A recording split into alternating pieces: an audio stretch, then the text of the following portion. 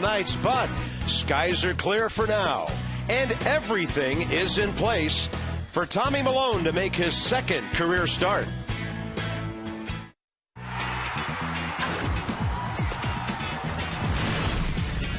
Washington Nationals baseball.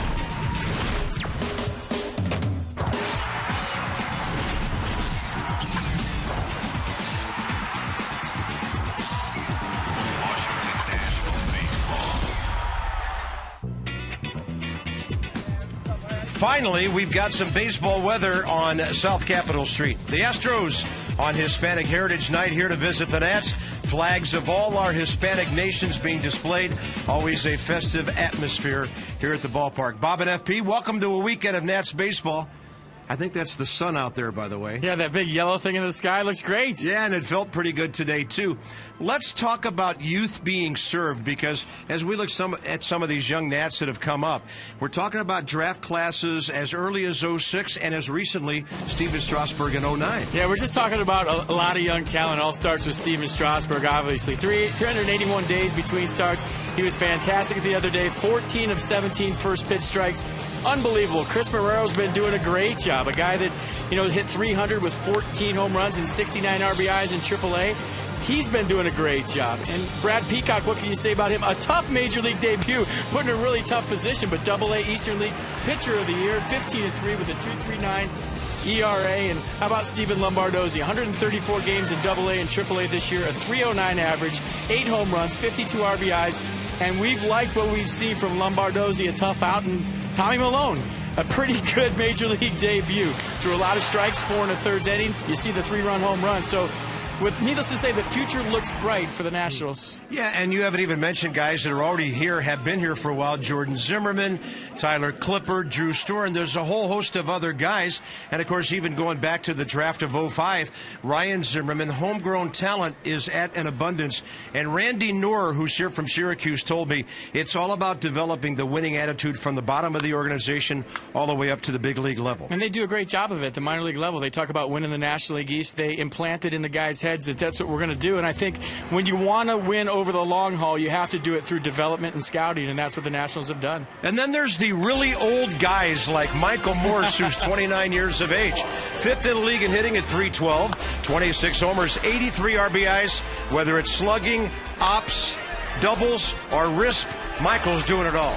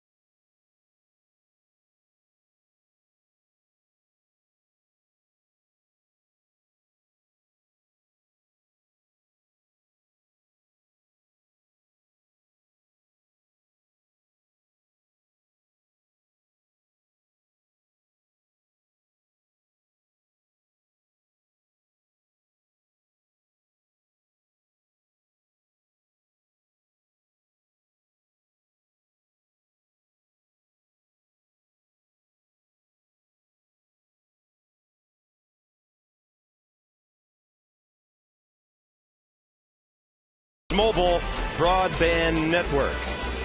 Programs, get your programs. You might need them with all these new faces we see in the month of September, not only on the part of the Nats, but the part of the visiting teams as well. Dodgers have departed. The 48-95 Houston Astros are here.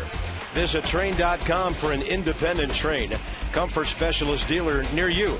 It's hard to stop a train.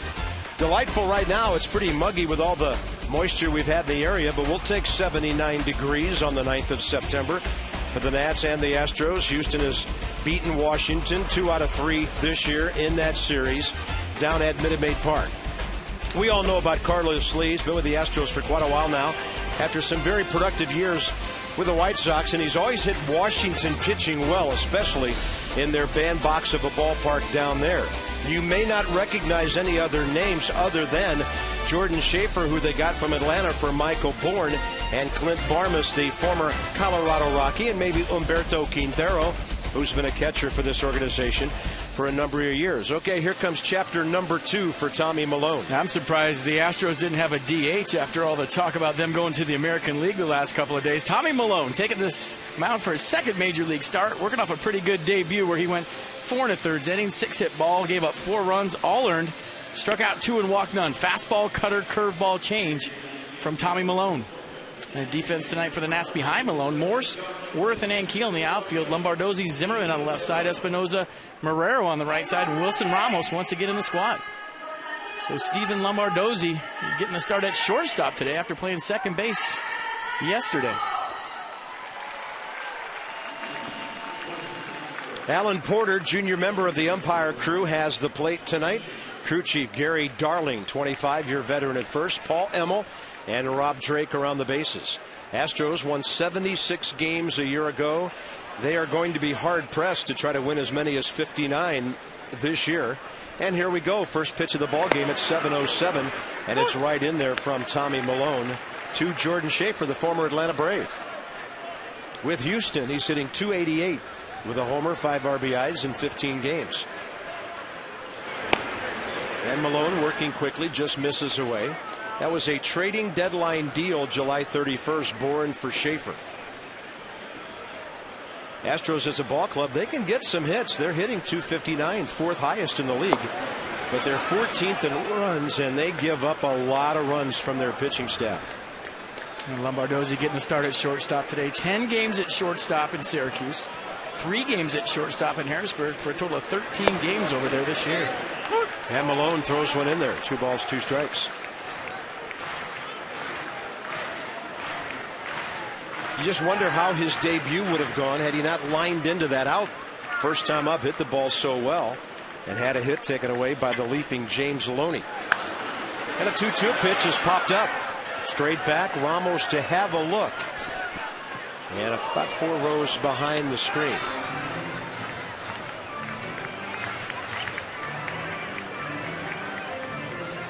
Nationals at home, 39-32. It's a 2-4 homestand right now. Astros on the road have had a hard time winning ball games. They're 22-50 away from Minute Maid Park.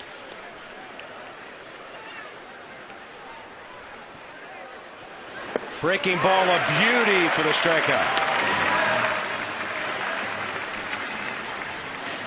Yeah, that's the curveball from Tommy Milone. Now watch where it starts, watch where it ends up. And Schaefer pulling off, probably looking for a fastball in the inner half. That's a pull swing to a curveball away. And Houston is retooling their ball club with young players here. We saw Jose Altuve, the next hitter. He was called up while the Nats were in Houston. Yeah, just 3 walks and 171 at-bats for Altuve, so he's swinging. Brad Mills presiding over a rebuilding project, and the ball skied out to center. That'll be easy for the very comfortable looking in center field, Jason Worth. 2 outs. Game notes for you. First game of the weekend. Nats have won 11 of the last 15 here against Houston over the last 4 to 5 years. And Houston, the Astros have a hard time holding on to leads 3 times, or rather 3+ runs this year. And they've had 12 losses when leading by that. And the Nats are getting some extra base hits these days, and they're getting from a lot of different guys. There's Jason Bourgeois. Houston native, waiver pickup from Milwaukee a couple of years ago, and he's hitting .286.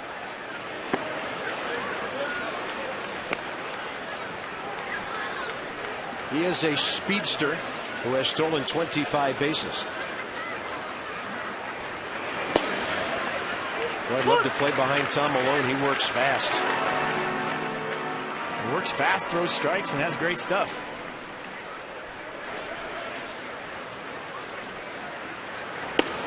And he'll go at the right-handed hitter, up and in, 2 balls, 2 strikes. You just watch how smooth the motion is. We talked about it during his debut. Very smooth, very slow, very deliberate. And then he comes at you real quick at the end. That 90 might as well be 94. And he pulls the string and gets a pop-up. Chris Marrero is right there. Great first inning for Tommy Malone. And Lombardozzi leads off in a moment.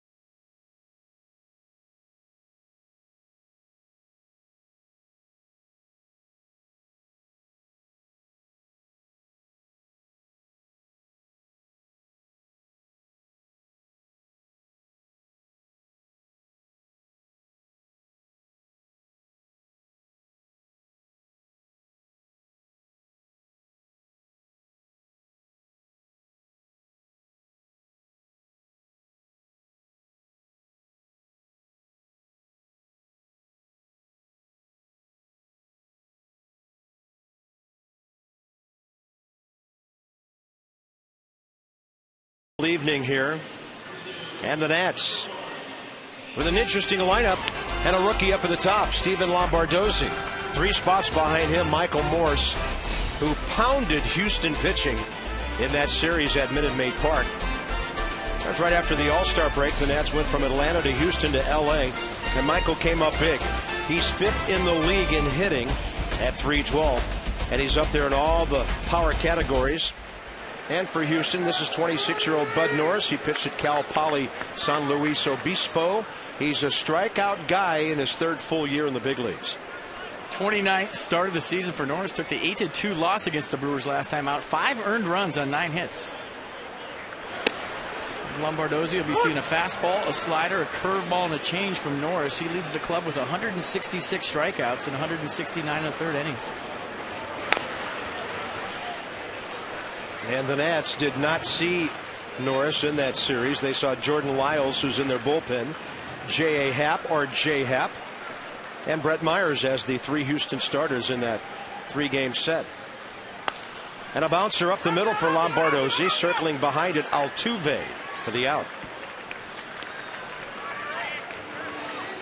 Defense for the Stros tonight behind Bud Norris. Martinez, Schaefer, and Bourgeois in the outfield. Barnes and Johnson on the left side. Altuve and Lee on the right side. And Humberto Quintero in the squad.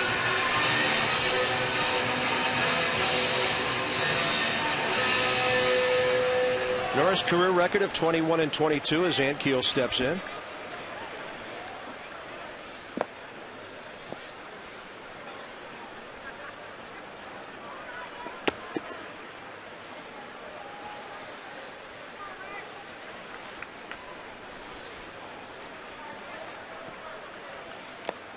And he takes a little bit off and misses 2-0.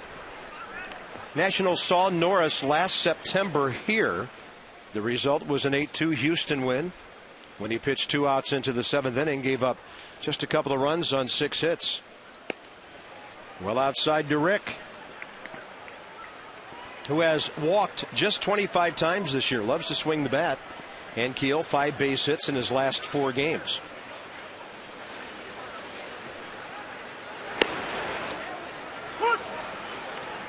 Marlins underway at Pittsburgh with an early run. The Mets are hosting the Cubs tonight, scoreless early. And there's Ryan Zimmerman, who's next. Phillies won at Milwaukee yesterday, trying to do it again tonight. And a 1-out walk to Rick Ankiel. Nats have their first base runner.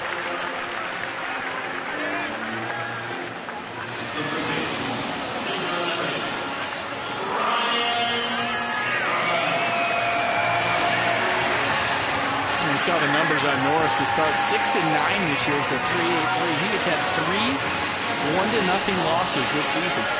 Last Astros pitcher to do that this season was Roger Clemens in 2005. Well, Houston is 14th in the league in runs scored. Only San Diego hits for less power than the Astros. And Zimmerman takes that one on the inside corner. Ryan had a couple of hits in the series down in Houston with a home run. Had a 2 RBI game on July 18th.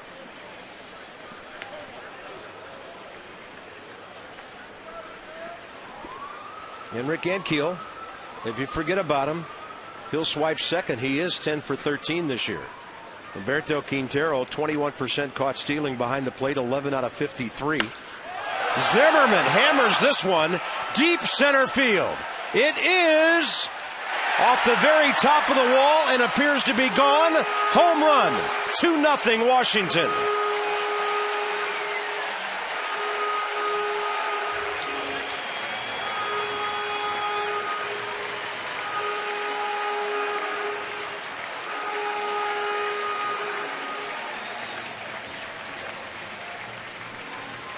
Just a 92-mile-an-hour fastball from Norris up in the zone, and we've seen this a lot from Ryan Zimmerman lately, getting on top of high fastballs.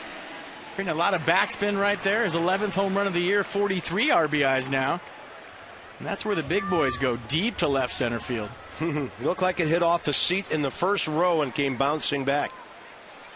Number 11 for Ryan, RBI total shoots up to 43. And that's the 23rd given up this year by Norris.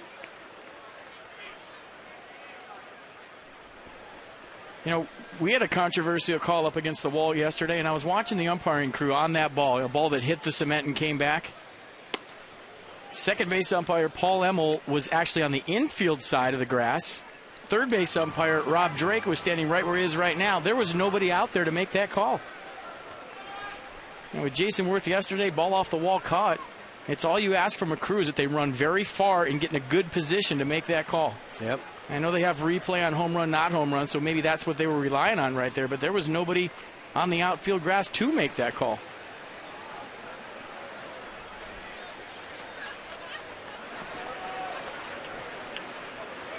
One ball and 2 strikes to Morse, and Michael hits one hard up the middle.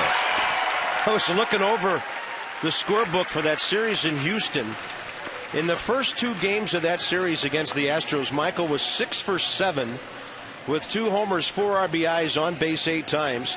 He had a base hit in the 3rd game, so he was 7 for 12 against Astros pitching, so make it 8 for 13 this year.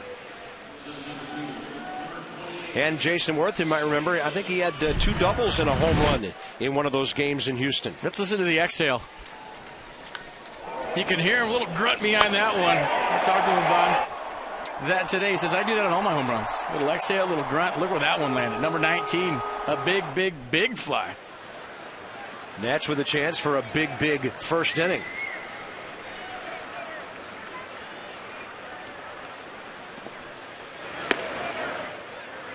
He keeps throwing that fastball 92 to 94, letter high. You're going to see another one of those right now.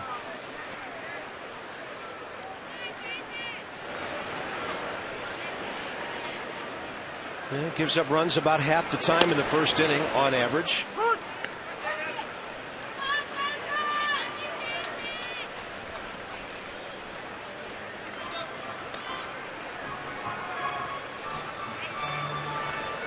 There were 4 Nats in the lineup tonight who were in the lineup when he pitched against them here last year.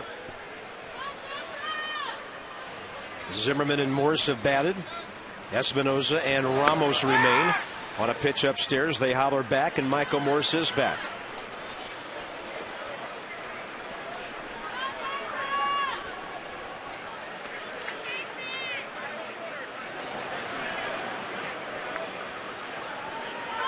Jason Worth's next homer will be number 20.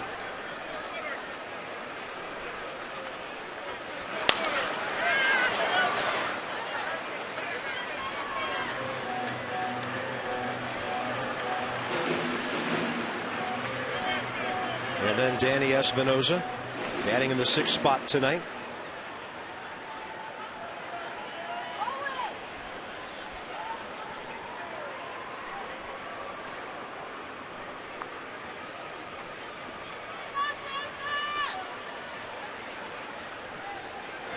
And Bud Norris has Jason Worth reaching for a breaking ball. 2 outs.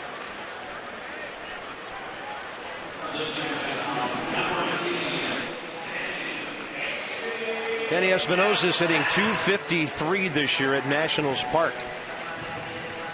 So he's hitting 40-some points higher in this ballpark. He was in the leadoff spot against Norris in that ball game last year. Went 0 for 4.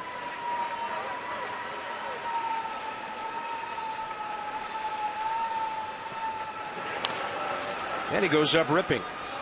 Pretty got on the catcher's mask of Humberto Quintero. A little stealthy, huh? A little flat black action right there. I bet you that can fly right under the radar.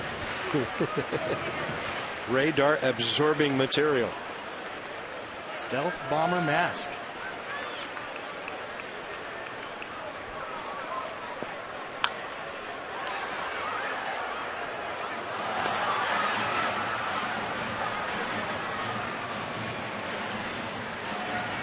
Well, for Danny Espinoza, he has been in 0-2 counts for about a week, it seems. Just fouling balls off, getting good pitches, can't put them in play, and he's finding himself behind the count very frequently. Now he's got a battle.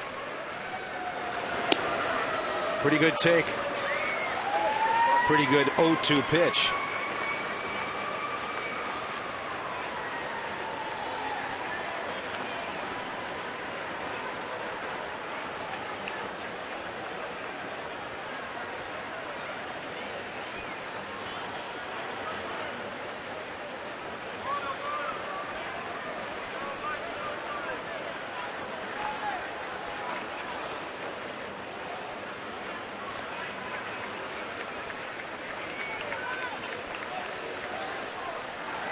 And Danny will swing and strike out. So Norris comes back to get the last 2.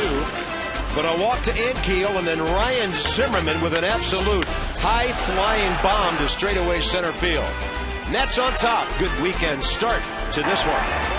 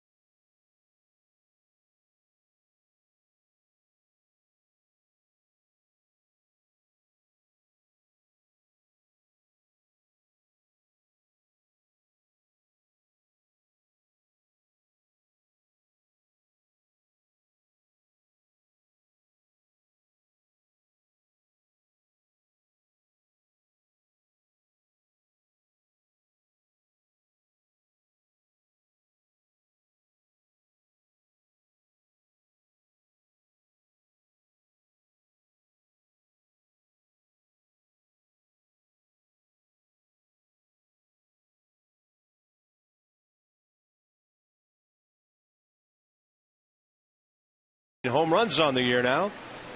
So youth being served around here these days, as we look at the ages, 24 years and younger of the guys who are here right now. That's a young man's game, and they're all getting the job done. Michael Morris is 29. And, of course, Jason Worth, 32. Ryan Zimmerman is about 19 days away from his 27th birthday. So it's an exciting time for this organization. There will be a lot of good problems in spring training next year. A lot of depth, a lot of competition. There's Grandpa Zimmerman. Didn't look like Carlos Lee liked that strike called by Alan Porter. And now there's another one, and it's 0-2 to Carlos Lee, who's hitting .344 against lefties this year. And that's the 4th highest batting average of any hitter in the league.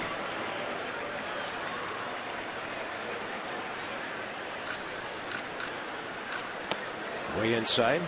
By the way, Joey Votto is still in that top 4. It goes Tulowitzki, Braun, Votto, and Lee for the most dangerous hitters in the league against left-handed pitchers. And one of those guys is left-handed. That's my point. That's how impressed we have been all year with Joey Votto and what he's been able to do for a struggling ball club in Cincinnati. It's 14 games out. 2-2. Off speed. Carlos Lee hits it to left. That'll be easy for Michael Morse. Well, we became huge Joey Votto fans when we heard that he told Chris Barrero in his major league debut, just relax, move your feet. He made an error early, made another throwing error. Whenever you have a guy that you're playing against helping one of your guys out, it just tells you what kind of guy he was. Yeah. So he went up a couple notches in our book. Yeah, that tells me that Joey Votto is very comfortable in his own skin, and he's ready to help anybody. Here is Julio Daniel J.D. Martinez. Out of Flanagan High School in the Miami area. Went to Nova Southeastern University in Davie, Florida. He was a small school All-American. Not a lot of folks knew about him, and the Astros drafted him in the 20th round of '09. And FP, he's been a pretty good batsman everywhere he's been in their organization. Yeah, he can hit. And the Astros, by the way, just for the record, the all-initial team. Yeah. J.D. Martinez. A shot to left. Michael Morse is over to grab it. That ball really hit hard. J.B. Shuck. J.R. Tolles. I guess it's J-Hap now, but he still spells it J.A. Hap. So these guys are digging the initials, and obviously I like that. Sure. So here's Chris Johnson. Naples, Florida kid out of Stetson.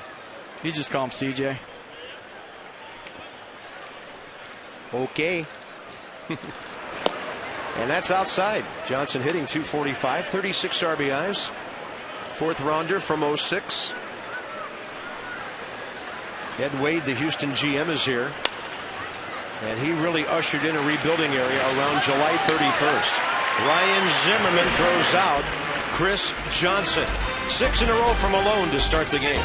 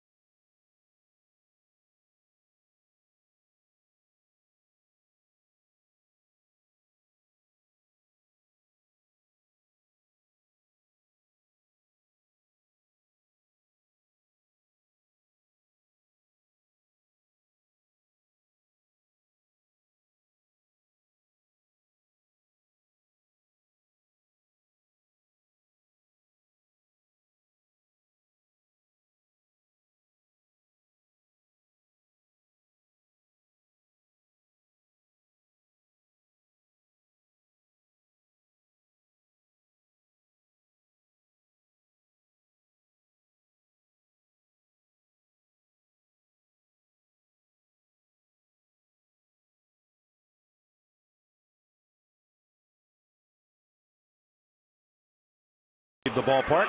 And the Nats on top, 2-0 early. Call Luna for up to 70% off all flooring at 877-241-LUNA. Shop smart. Shop Luna. Now, Bud Norris doesn't have the track record of Nolan Ryan, Roger Clemens, J.R. Richard, or Wade Miller, but he's up there at least early in his career. Third full year with a lot of strikeouts per 9 innings pitched. So 8.98. And he did battle back after the walk, the homer, and the single to strike out Worth and Espinosa. And he'll face Chris Marrero here. And Chris gets one off the end of the bat for J.D. Martinez.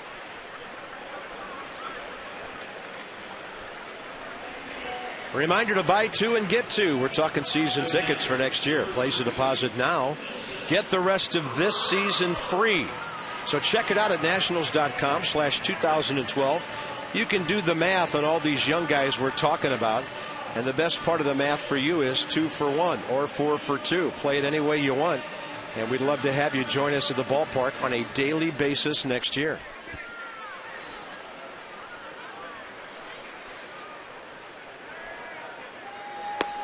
Wilson Ramos takes one low.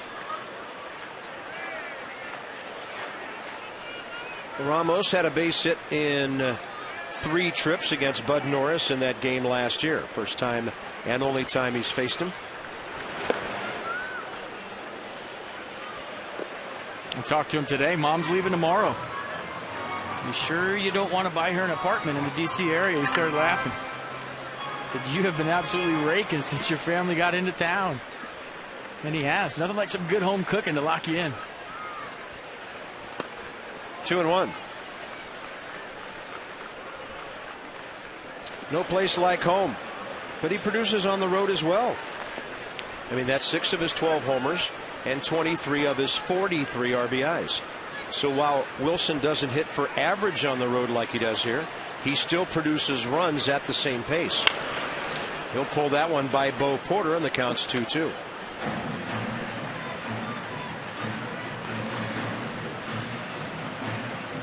What's most impressive about Wilson Ramos and the way he's been swinging the bat lately is this time of year you have catcher's legs. You've been in the squad all season long. You can't even feel your lower half. Your legs are dead, and he is still absolutely raking.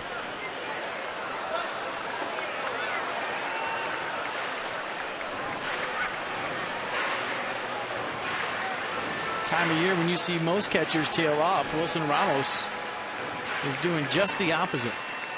Yeah, how about 318 over his last 18 games? He sits safely in 10 of his last 11 and 15 of those 18. And he'll look at that one with a good eye low. Catchers know a low breaking ball when they see one. Fills the count, 3-2. Hey, he gets on base for Tom Malone. Who knows what might happen?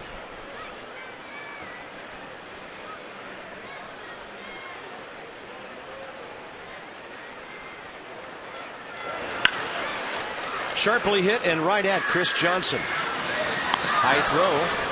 Carlos Lee pulls it down, 2 down. I'm filling out my scorecard today. I got to the pitcher, average 500, home run 1, RBI 3. How about that? After one game, half a game. Hey, the big thing is for a pitcher, you've got an average, right? How many guys go forever before they can even get that first base hit, and he homers and drives in 3, his first big league AB. So that'll get the attention in a few meetings, not to just throw something right down the middle.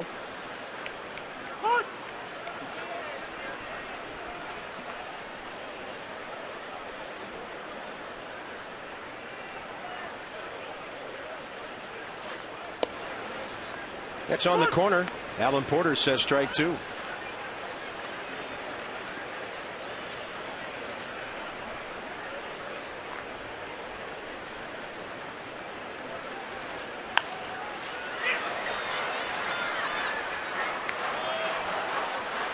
When you talk about his major league debut, came out dealing, went right through the lineup the first time around. 3-run home run, his first at-bat, first pitch he saw as a major leaguer. And he kind of hit the wall the second time around. But when you think about it and you think back to it, that's a lot of energy and a lot of things going on. You know, besides just your first major league outing, you hit a 3-run homer, you're dealing. That's a lot of energy. The first pitch he saw as a big leaguer, a fastball in the inner half, and it's all he did was drop the barrel on it. Sent the crowd into a frenzy, sent the bullpen into a frenzy. Watch the guys in the bullpen just going crazy. Sean Burnett got the ball, and he told me later that the ball was actually lopsided on two sides, where he hit it and where the ball hit the wall, and that's what he was trying to show the guys in the bullpen. The ball actually had two flat sides on it when he picked it up. And the Nats did come back and win the ball game 8-7 over the Mets last Saturday.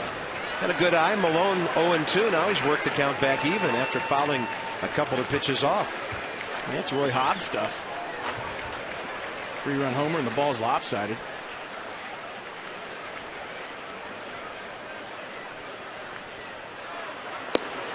And they go soft away and strike him out. 3 Ks for Norris. But the Zimmerman homer has the Nats on top by 2.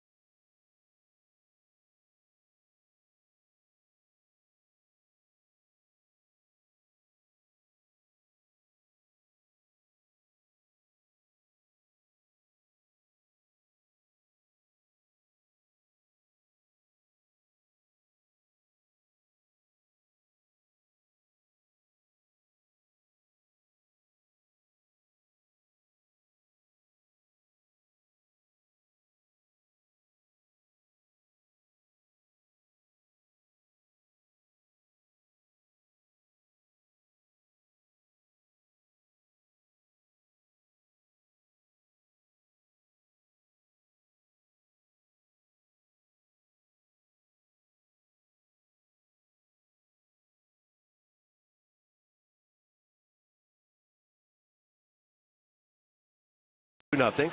Time for the AFCEA sideline report. Visit AFCEA.org, the association for IT pros. Debbie. Well, Tommy Malone was 12-6 in AAA Syracuse, and his pitching coach, Greg Booker, described him to me as being very cerebral. He thinks, he remembers swings, he reads hitter swings, he knows what kind of guy he is, knows what kind of pitcher he is, and doesn't try to get outside of that, and that's what makes him successful, and he just has no fear. Greg said, too, that it's all about pitching, and Tommy really knows how to pitch. He's not afraid to throw a strike in any count. He's aggressive, and that's what makes him so good. Bob, FP? 23 pitches, 15 strikes so far. I'd call that aggressive and good. And he faces the bottom 3 for Houston: Clint Barmas, Humberto Quintero, and Bud Norris. Interesting that as you get to the bottom of the Houston order, you're facing some of their most experienced hitters, like Clint Barmas. 23 homers as recently as 2 years ago for Colorado when he drove in 76. 8-50 for the Rockies last year, but he hit just .235. And Colorado traded him to Houston for right-handed pitcher Felipe Paulino. .250 this year with 10 home runs.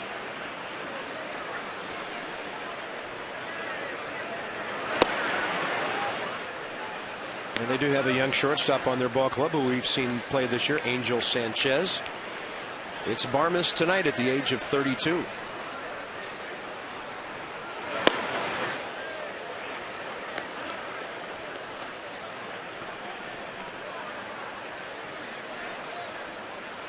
If those are purpose pitches, I like it. Not afraid to fall behind to get a guy off the plate, because he knows he can throw strikes. Off-speed pitch up. Michael Morse will not be able to reach that one.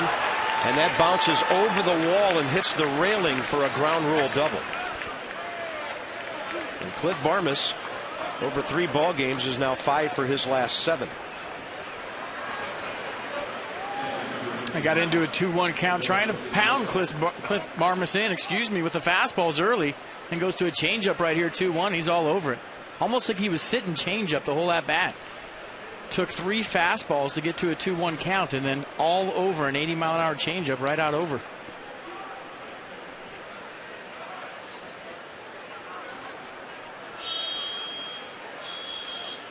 Next up, Humberto Quintero, 31-year-old catcher from Venezuela.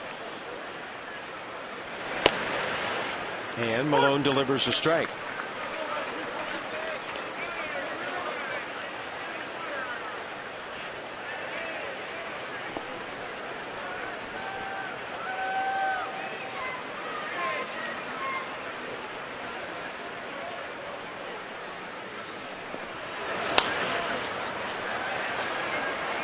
Had him late for an off-speed pitch there.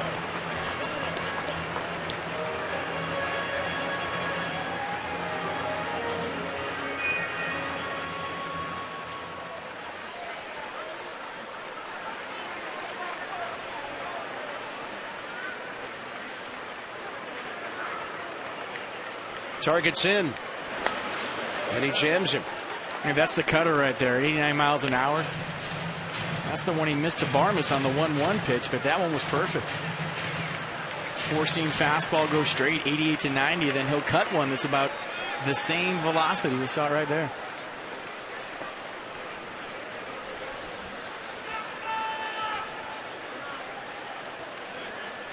I'll tell you what, as a right-handed hitter, when I face a lefty with a good cutter, it was a tough go. You're thinking about fastball.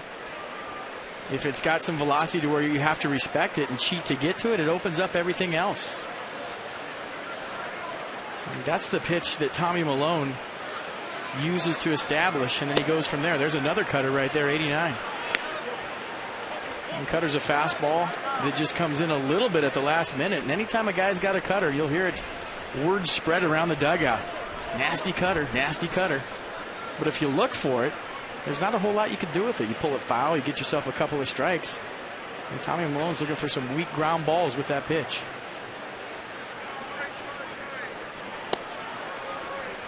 It looked like the breaking ball that came bending inside. 2 balls, 2 strikes.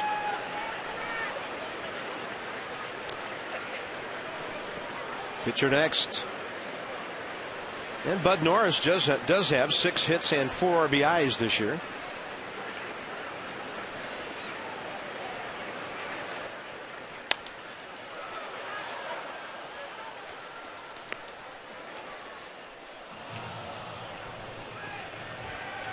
Brad Mills' offense, they get on base, but they have a hard time scoring. And they've given up the most home runs and runs in the National League. Here's a number for you. Nats have given up 589. The Astros have given up 703 runs this year. Backdoor breaking ball fouled out of play. They have a team ERA of 4.51, the highest in the league.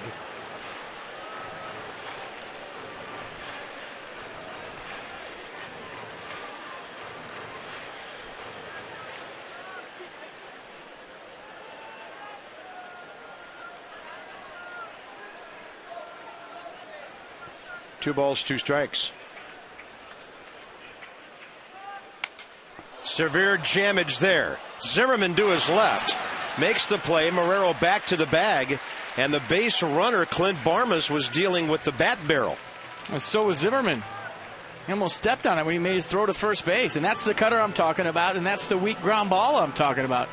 Pretty good battle from Quintero, but the cutter just exploding the bat. And look at Zimmerman. Almost stepped right on the barrel as he's making that throw. Good thing he got rid of it quick. Gave Marrero some time to get back to the bag, but probably not used to fielding ground balls with a barrel rolling right at you. He's seeing the ball. He's seeing that barrel out of the corner of his eye. There's a runner there. You talk about some serious traffic. And that is rush hour, 5 o'clock traffic, fielding the ground ball. That was a mixture of ballet and demolition on our Jeep Exmo.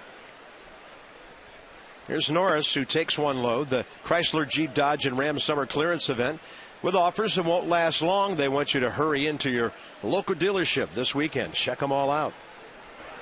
So Norris, a 148 career hitter, 4 of his 6 RBIs this year. If he hits one past the pitcher up the middle, he's got a ribby. And he'll do better than that. Although Worth is setting up for a throw. Barmes Runs pretty well at his age, and he is home. Houston's on the board. Bud Norris, 5th RBI of the year, 7th of his career. Jason Worth just found out something about center field that he's not going to like, and that's the pitcher's mound. You don't have to contend with the pitcher's mound when you're throwing from right field, but when you're throwing from center field, good job of getting behind this baseball, but watch the ball hit off the mound. Lose a little bit of steam. That was going to be a close play at the plate, but because the ball hit the mound, kicked a little bit toward the third base line, it allowed Barmas just to cruise into home plate. Whenever you play center field, you have to throw the ball over the mound, but if you haven't played it before, that might be something that Jason Worth wasn't aware of. Pretty good throw. Bad luck. 2-1 ball game now. Top of the order, Jordan Schaefer.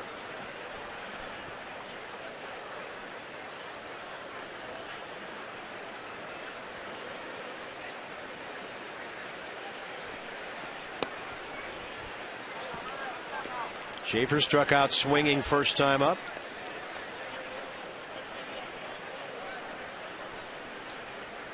The rookie who went from Double-A to the big leagues in July on deck, Altuve. And give Clint Barmas some credit for good base running. Broken back ground ball right in front of him. A lot of guys wouldn't take that chance going to third base with nobody out. He did. And rewarded his team with a run.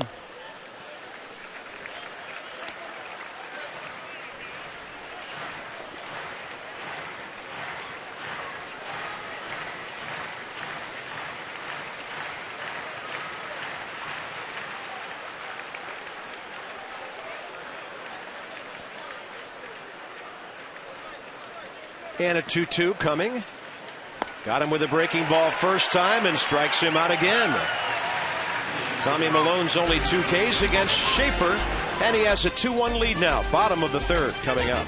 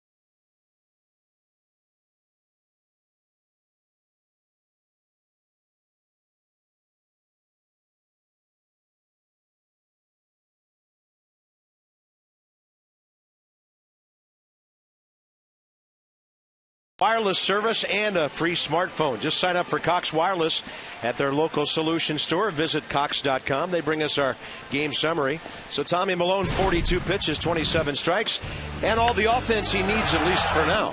Yeah, high fastball from Bud Norris. Ryan Zimmerman all over it.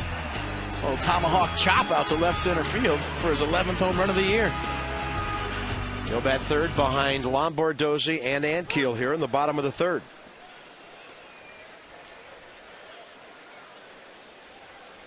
Steven pulled the ball to the second baseman first time.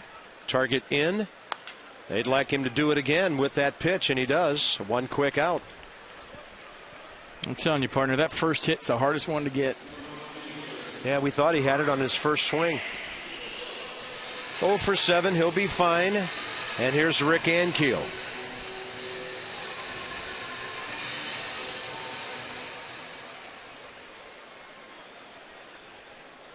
Ankiel, who I mentioned first inning, doesn't walk a lot because Rick is a very aggressive hitter. Showed some restraint early in the ball game, got on base, and then he got a home run trot right behind him from Ryan Zimmerman. Worst thing that can happen to a pitcher, a walk and a homer to start a ball game. Best thing that can happen to an offense.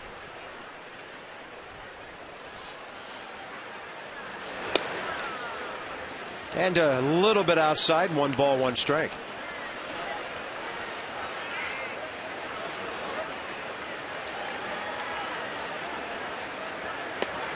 And Keel on a changeup, 82 miles an hour out ahead. Everything from Bud Norris so far in this game has been up. Fastball's been up, changeup's been up. Made a couple of good pitches when he need to, but he is struggling to get the ball down in the zone.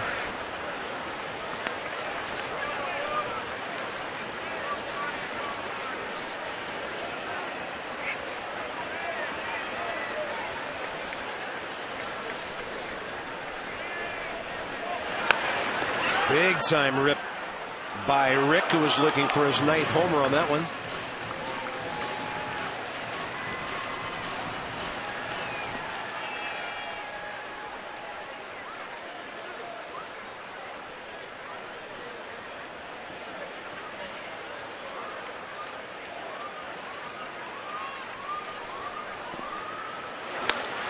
And that one off the end of the bat out to center.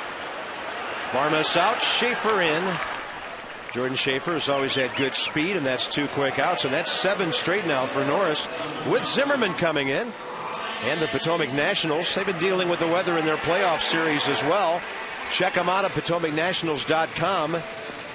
And games 3 and 4 home tomorrow and Sunday. Originally it was tonight and tomorrow, but rain got them for game 2, so they're still battling. And check them out, 703-590-2311 or PotomacNationals.com. Here's Ryan Zimmerman. They want to go inside in the first one, and they get a strike in there. As a former Harrisburg Senator, I want to give a shout out to the people of Harrisburg, Pennsylvania. If you saw what happened to City Island and their field, it flooded, and now the AA team has moved their playoffs to Richmond. I was kind of hoping to see a doubleheader here. A little AA playoff game maybe at Nats Park. That'd be cool. I think there's a lot of things that go into it besides just my silly idea, but it would be neat to see a AA playoff game before a Nats game, but not in the cards. You just wish those people in Harrisburg well. I played at City Island in 1991. The same thing happened before the season there. The ballpark flooded. It's on an island right in the middle of the Susquehanna River.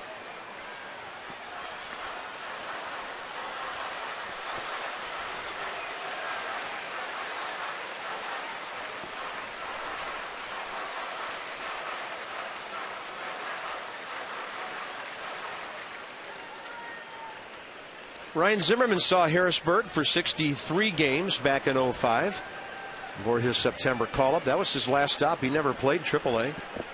He went from Virginia, the university that is, to Savannah, to Harrisburg, to the Nationals.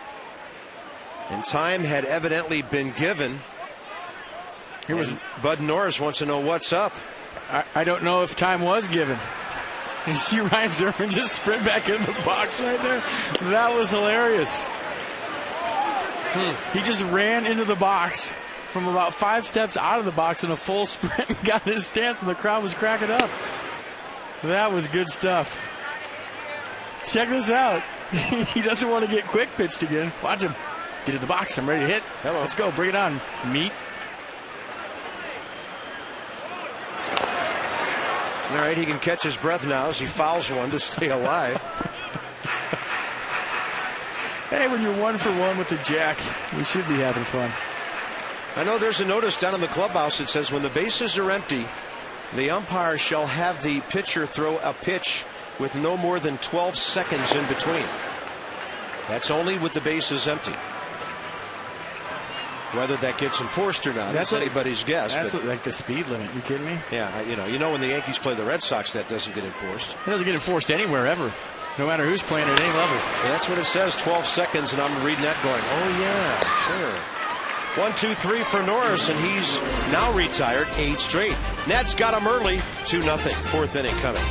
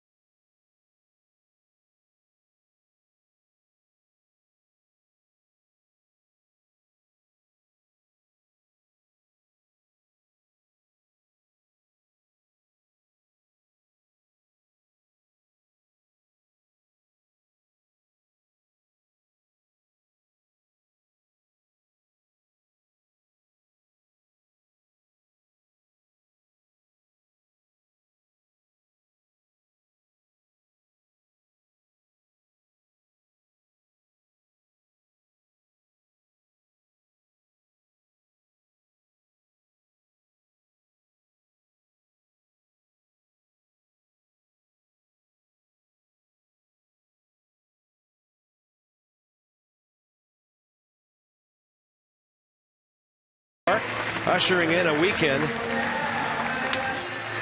where we will look back in 2 days on September 11. Hard to believe 10 years ago. So all levels of the minor league on our PNC minor league report. Look at Tommy Milone and the highest strikeout to walk ratio, 9.69 Ks for every walk. Solutions that help you achieve your financial goals.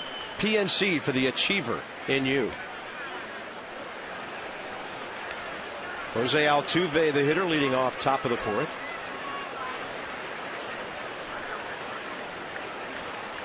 Flight out to center, first time up. Only one hit, one run given up by Tommy Milone his first 3 innings. Averaging 14 pitches per right now.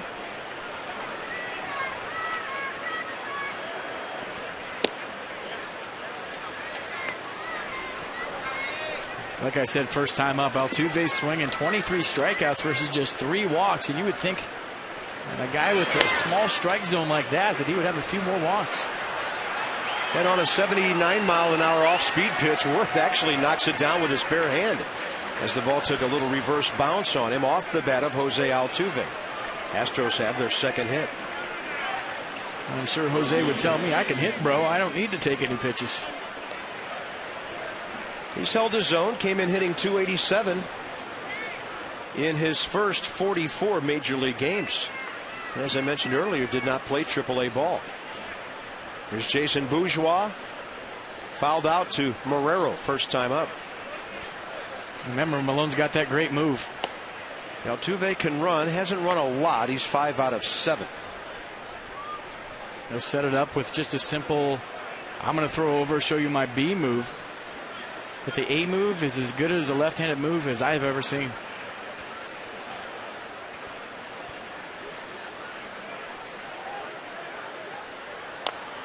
There's a bunt right in front. Ramos wheels, fires, and something has been called here.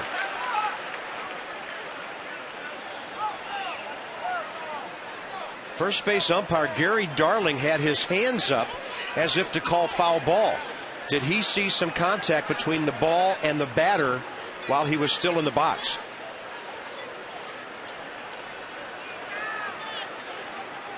And now all the umpires are coming together. I'm going to talk it over and get it right. It was the first base umpire who signaled foul ball.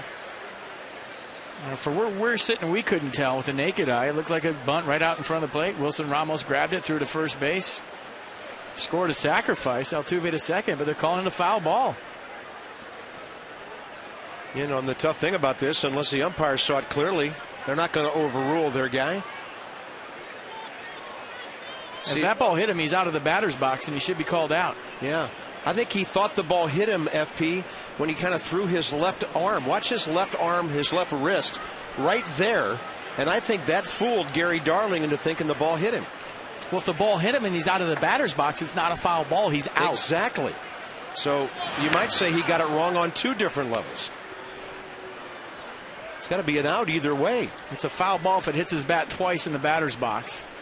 And if he thought it did hit his barrel in the batter's box, then it's a foul ball. He can't bunt it twice. But if he's out of the box and the ball hits him, he's out. 1 ball, 1 strike. And the best part about that whole thing is we might get to see Tommy Milone pick off Jose Altuve.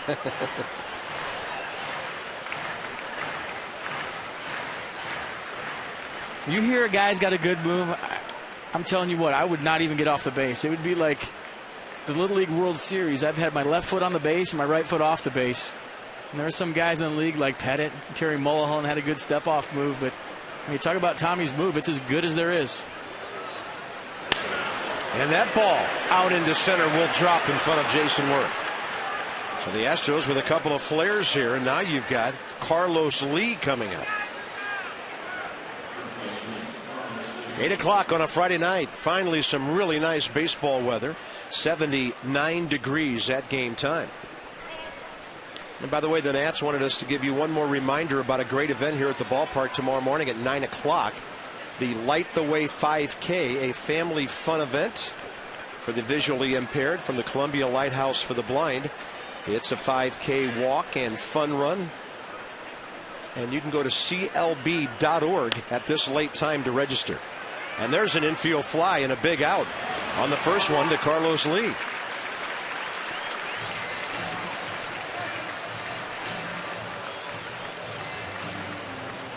And check out the pitch from Tom Malone. Trying to get in on Lee. Let's see where it goes. That's the cutter in. Couldn't get to it.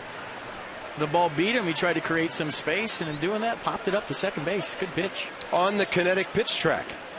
Brought to you by Kinetic North America, providing world-class technology to our national and homeland security customers. I think that last pitch is a good example of how Tommy Malone's fastball kind of explodes on you late. Not going to light up the radar gun. Not going to wow you with this stuff, but just very smooth delivery. The ball gets on you late. And that's a good fastball hitter that just got beat in a fastball count. Bringing in J.D. Martinez, who lined out hard to Morse first time.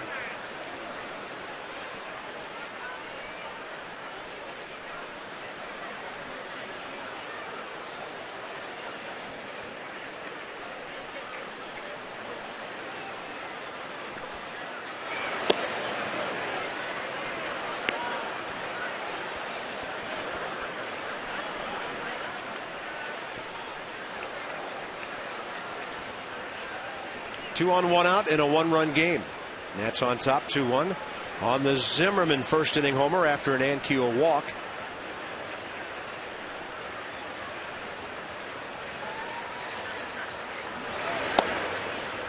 And a strike call with a tailing 88 down and away to the right-hander.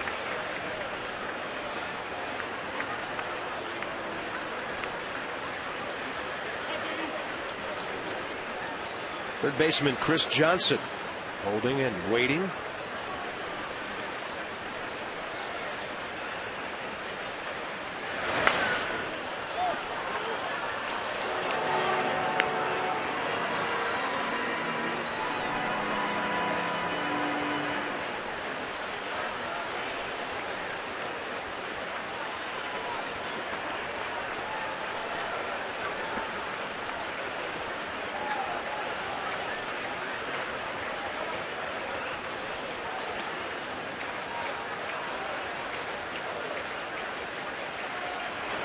And he hits him to load the bases.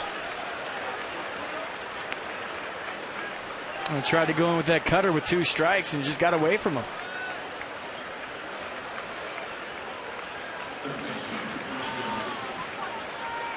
And here's the cutter from Tommy Malone to Martinez. That got him right in the shin.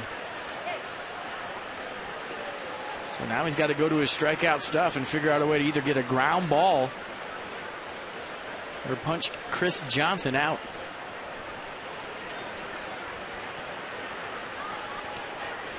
Johnson bounced out to Zimmerman first time up.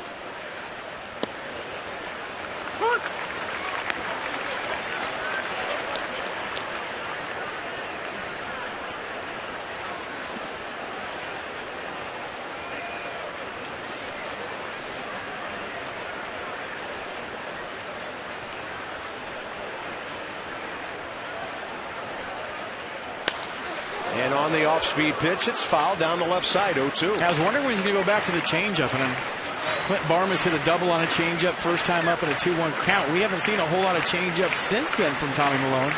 Pretty good one right there.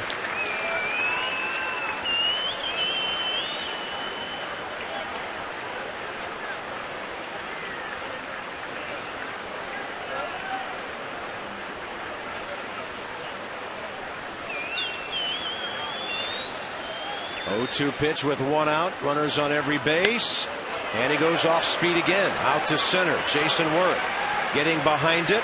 Bourgeois the runner at second. He's extremely fast, and he's into third base. Tie game now with another sac fly. This time Chris Johnson, his 37th RBI. A nice piece of hitting by Johnson.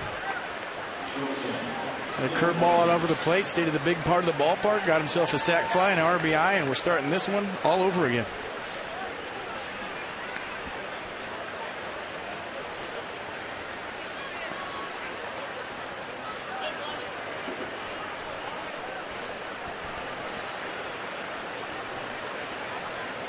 And the sixth batter of the inning will be Clint Barmas, who got the double the last inning leading off, and then scored one out later on the Bud Norris sac fly.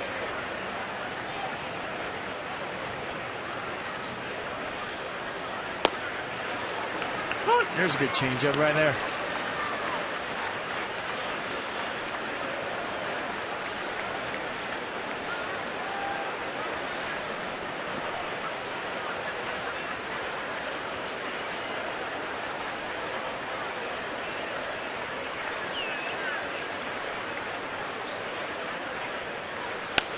Then he goes right after him, 88 on that one. And quickly the count 0-2. So now the runners are Jason Bourgeois, very speedy at third base. JD Martinez hit by the pitch, still at first. And Houston has pecked away here with runs in the third and the fourth to tie it.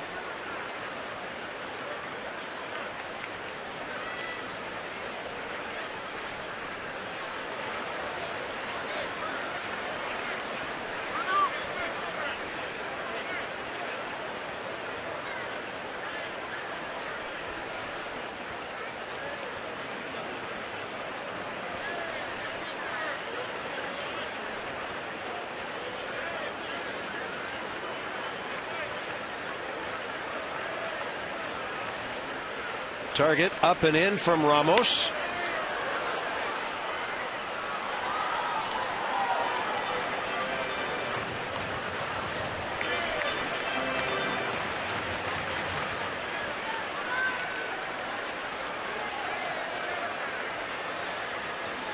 Malone started the inning, 42 pitches through 3.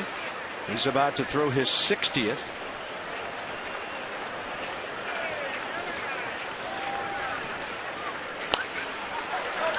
And hanging tough is Clint Barmas, veteran hitter, knows how to hit with 2 strikes. I think he made a good point, partner, the first time around. The veteran hitters at the bottom of the lineup. Barmas started off the third with a double. Then Quintero came up, pretty good at bat, moved him over with a broken bat, battling with 2 strikes, fouled off a lot of balls.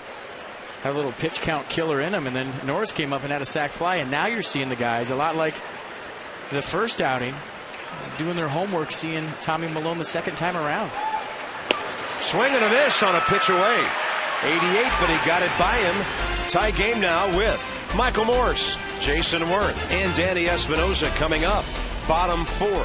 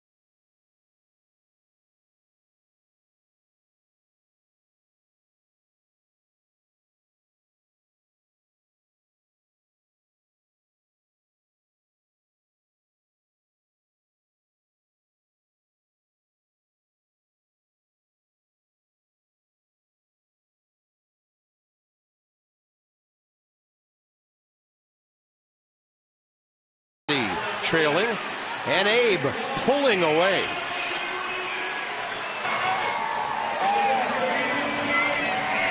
No contest. He's always been a great finisher here.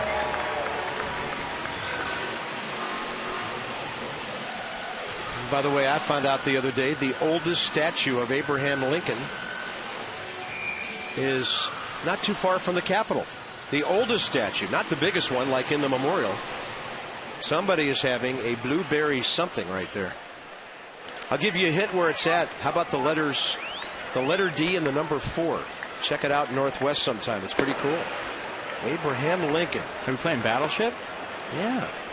Find the president. Michael Morse with the base hit up the middle first time, and he is wearing out Houston pitching this year. 8 for 13. So they're trying to jam him, and that one misses, and that makes their problem a little bigger at 2-0.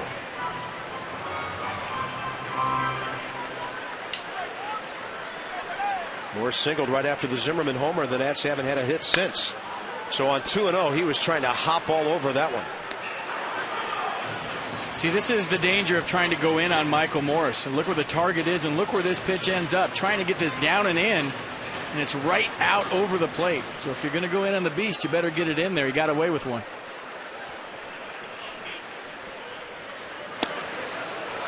And then they go away to even the count, 2-2. Bud Norris, 23 pitches first inning. He got through the next 2 innings on 30 more. And as mentioned earlier, he's retired 8 straight.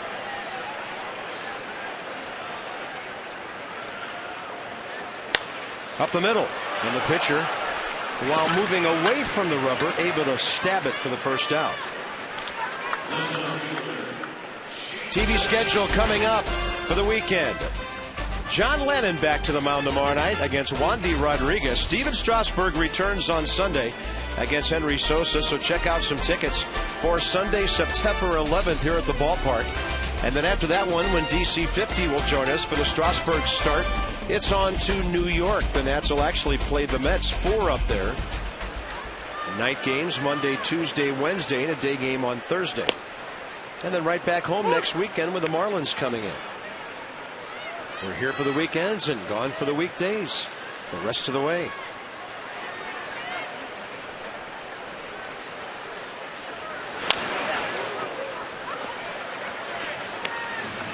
And now Norris gets quickly 0-2 to Jason Worth.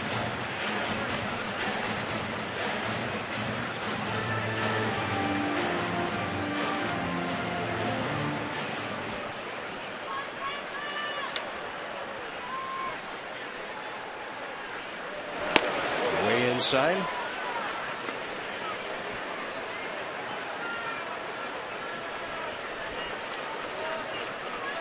First time up to Worth, he went in, and then away late. See what he does here.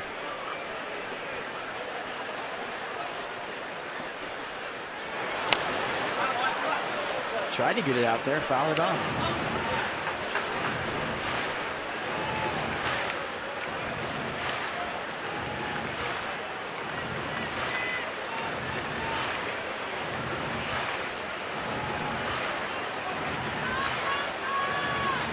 Jason Worth career against Norris, 2 for 9.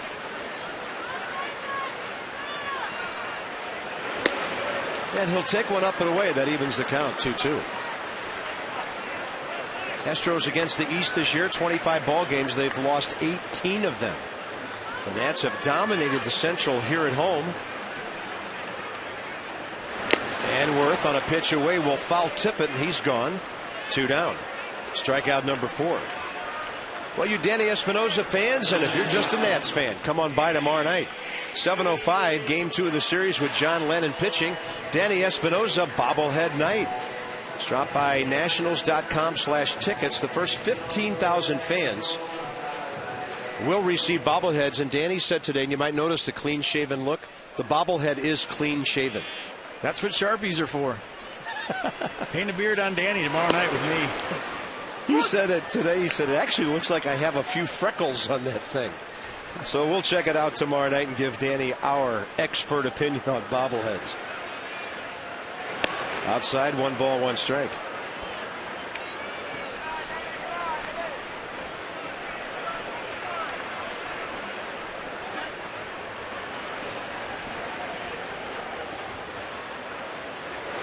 I mean, he's clean shaven right now, but he could have a 5 o'clock shadow by the 8th inning.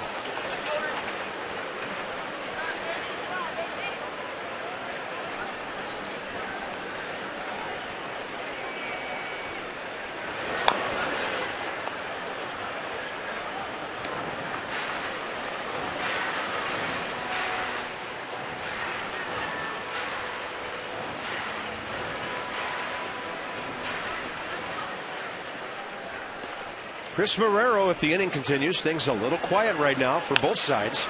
And Espinosa will pop it into left center. Jordan Schaefer is over there. And another quick inning for Bud Norris. 11 straight for him since his early struggles. 2-2.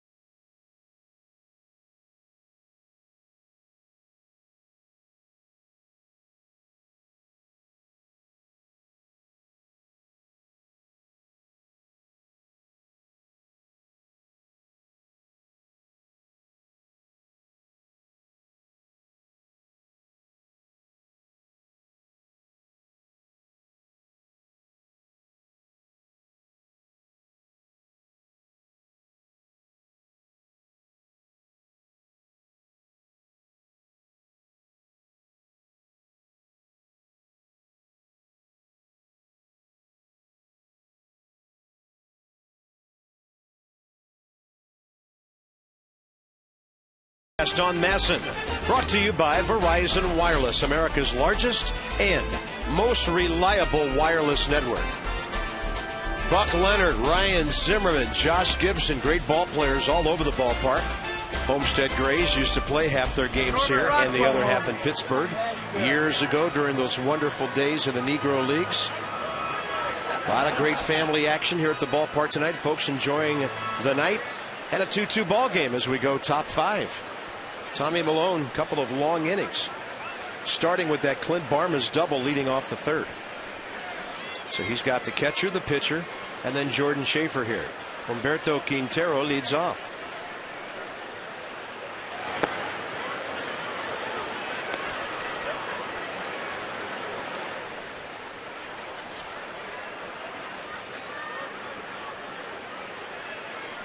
Quintero busted his bat first time. And we saw that Zimmerman base runner barrel of the bat ballet over between second and third. Ryan made a fine play to throw him out.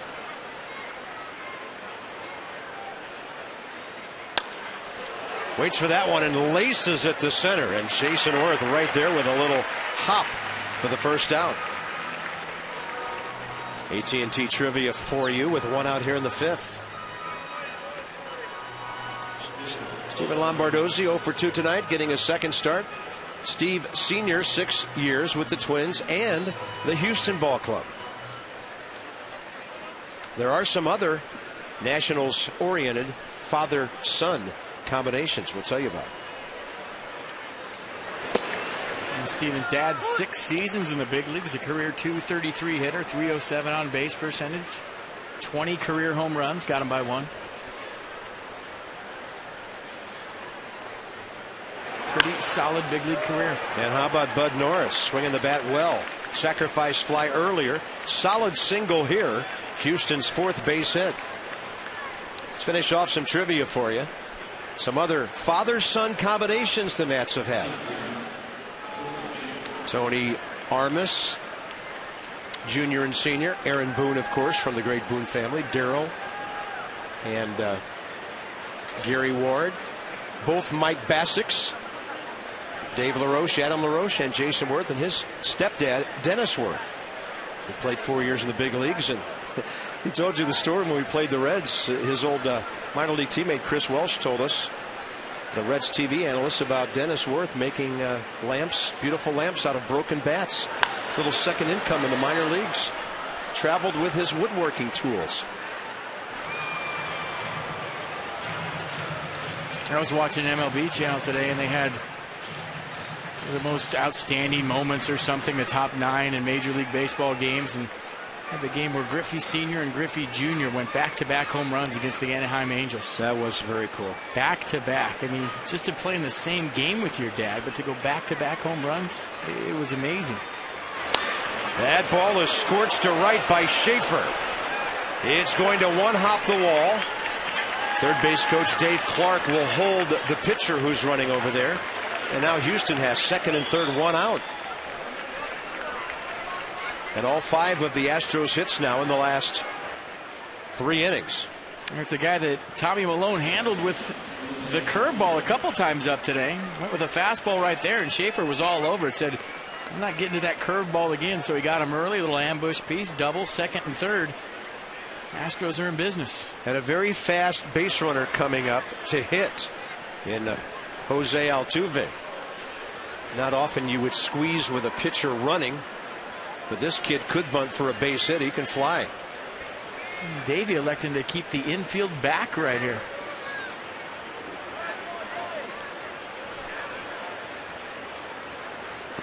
Now Altuve has grounded into 5 double plays. They list him at 5'7", 168, and he just took a Frank Howard swing. That's a little man with a big swing right there. Get the foot down early, and I'm 6'7", not 5'7". He has hit 2 homers, driven in 12.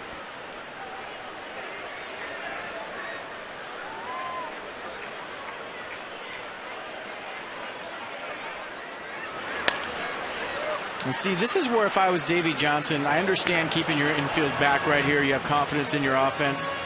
But with 2 strikes, I would bring my infield in. I would want this guy just to be able to roll over a ground ball to short and get a cheap RBI in this situation.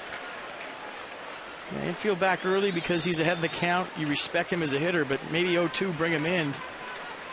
Keep him from getting that cheap RBI. And Davey's thinking is he doesn't want to bring him in to create more holes and give up 2 runs. A little flare. That'll play for Danny Espinosa. The runners can't go anywhere. Perfect result. And now it'll be Malone against Bourgeois. And like I always say, that's why I have makeup on. That's why I have a tie on. Because if the infield was in right there, that would have been a hit. And 2 RBIs. Crazy game. You never know what's going to happen next. I guess the great managers, they just have a feel for things. They know how to anticipate situations, and it works out more often than it doesn't.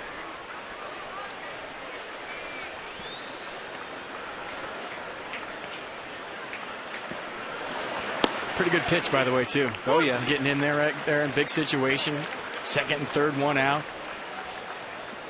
Doesn't seem like Tommy Malone is easily rattled. Yeah, you talk to him, very relaxed. Very straightforward disposition.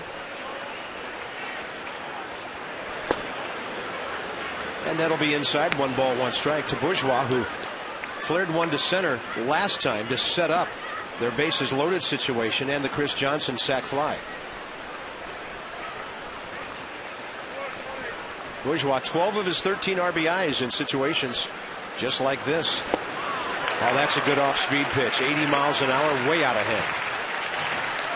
That's a changeup right there, and that was probably the best one all day. Hey, check out the late movement on this. There it is. There it isn't.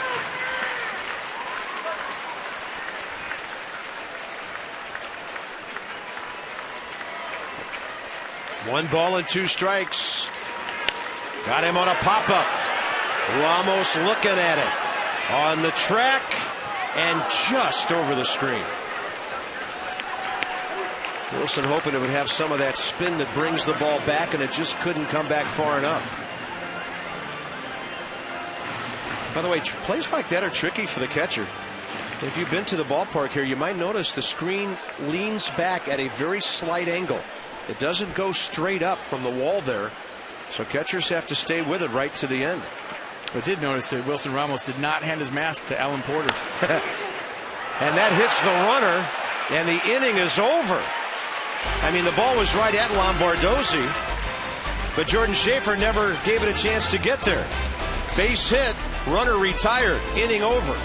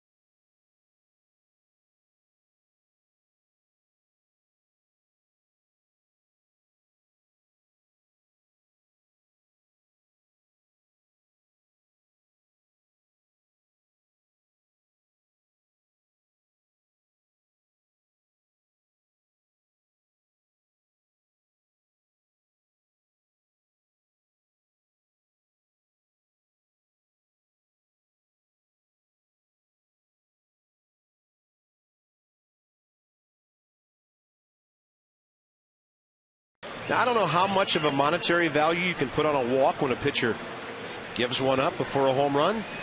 So the Nats benefited tonight, and so did the Boys and Girls Club of Greater Washington, D.C. $50 for every walk from our folks at Care First Blue Cross Blue Shield. So for the season, $21,300 on 426 walks. And because of a walk, this game is tied. A lot of kids didn't go to school today around the area. A lot of flooding, a lot of parking lots and the side roads, and lots of children in the greater D.C. area got a day home today. Perfect. So mom and dad had to get them out of the house and bring them to the ballpark, and we're glad they did. Beautiful evening. 7:05 game tomorrow night with John Lannon and Wandy Rodriguez, who a lot of folks are still surprised is with the Astros. All kind of rumors around him at the trading deadline. How about this story? And this has been talked about for a couple of weeks. Jim Crane is the Houston businessman who wants to buy the Houston Astros from Drayton McClain. But according to sources, Major League Baseball wants him to agree to move the team to the American League at some point after he purchases the team.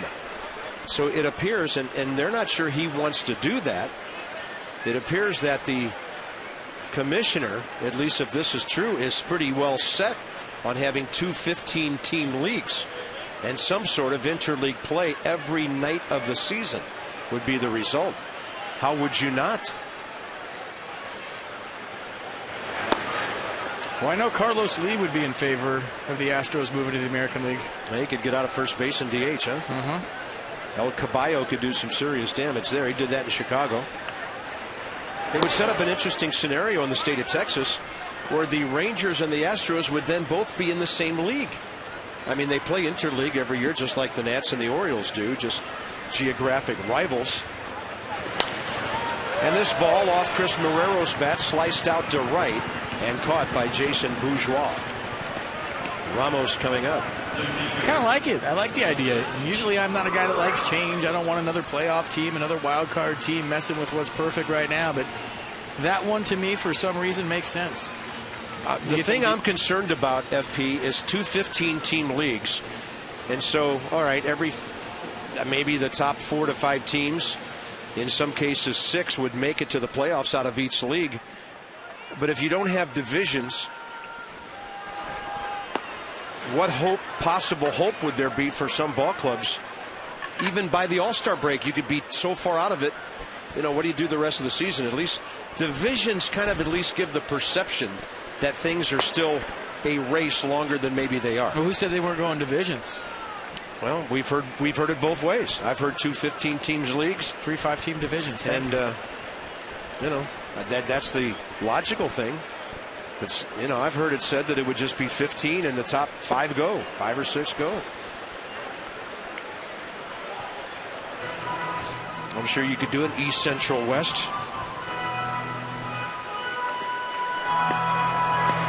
You know, because what National League Central has 6 teams, the American League West has 4. There you go. Everybody else has 5. So there's your disparity. So in my opinion, they have to have those divisions. And put Houston in the AL West. I mean, you have the weird start times. I guess it would be 9 o'clock in Houston. We're on the West Coast, but that's not too late to start a baseball game for Astros fans watching back at home. It's a busted bat, and the pitcher kicks it, and that'll give Ramos a base hit. That ball gets through. Maybe Clint Barmas makes the play from short, but the kick and the deadening of the ball gave him no chance. A little slider on the black, skate saved by Norris, and that might have cost him. And Wilson Ramos will take $1 million of those. Barmas says, I got you, man, if you let that one go through.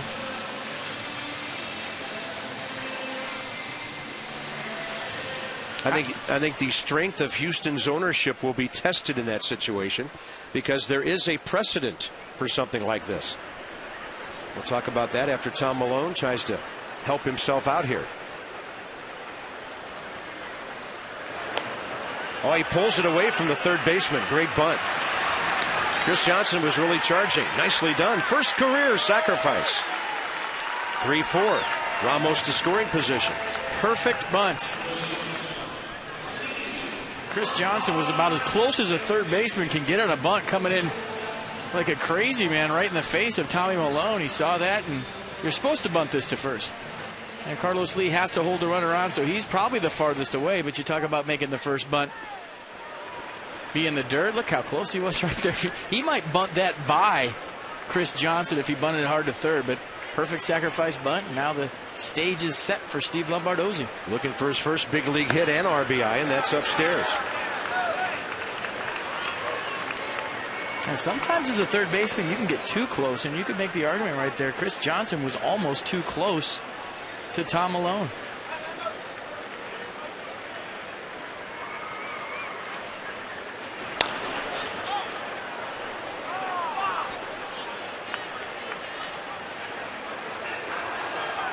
When you come up to the big leagues as a young guy, they're going to test you in. And they did that to me my first 2 weeks in the big leagues. Little guy, switch hitter. They want to see if you can hit their fastball in. And once you establish, no matter what side of the plate you're on, right-handed, left-handed, that you can get to a good fastball, they'll go somewhere else. But your first go-around, especially a leadoff guy, an on-base guy, a guy that's a tough out like Lombardozzi, they're going to test him on the inner half. They're going to see if he can get to that.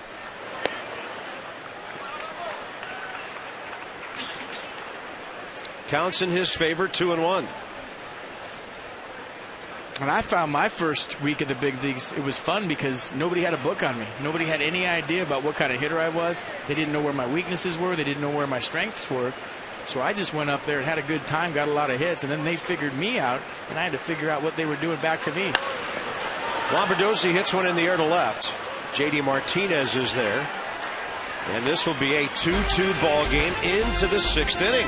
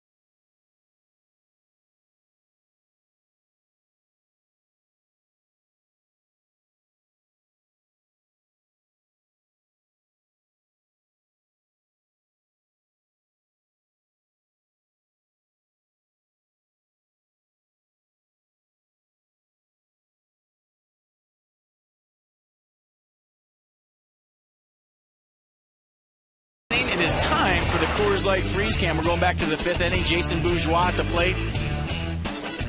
And Jordan Schaefer at second base. A little one-hop rod right at Jordan Schaefer. He couldn't get out of the way. The ball is a heat-seeking missile right in the ankle. Score that, a base hit for Jason Bourgeois. A tough way to get a knock, but you'll take him any way you can. Coors Light Freeze Cam brought to you by Frost Brewed Coors Light. And I told the story, well, back in the minor league days, we used to do that for each other. And not in that situation, an RBI situation, a tie ball game. It's a runner on first. You're up by 3 or 4 runs. It's the 8th inning. You're 0 for your last 10 or 12. You tell your buddy, hey, if you get on in front of me and I hit a ground ball to second, don't be afraid to let it hit you. I need a knock that bad. I am stunned to hear that.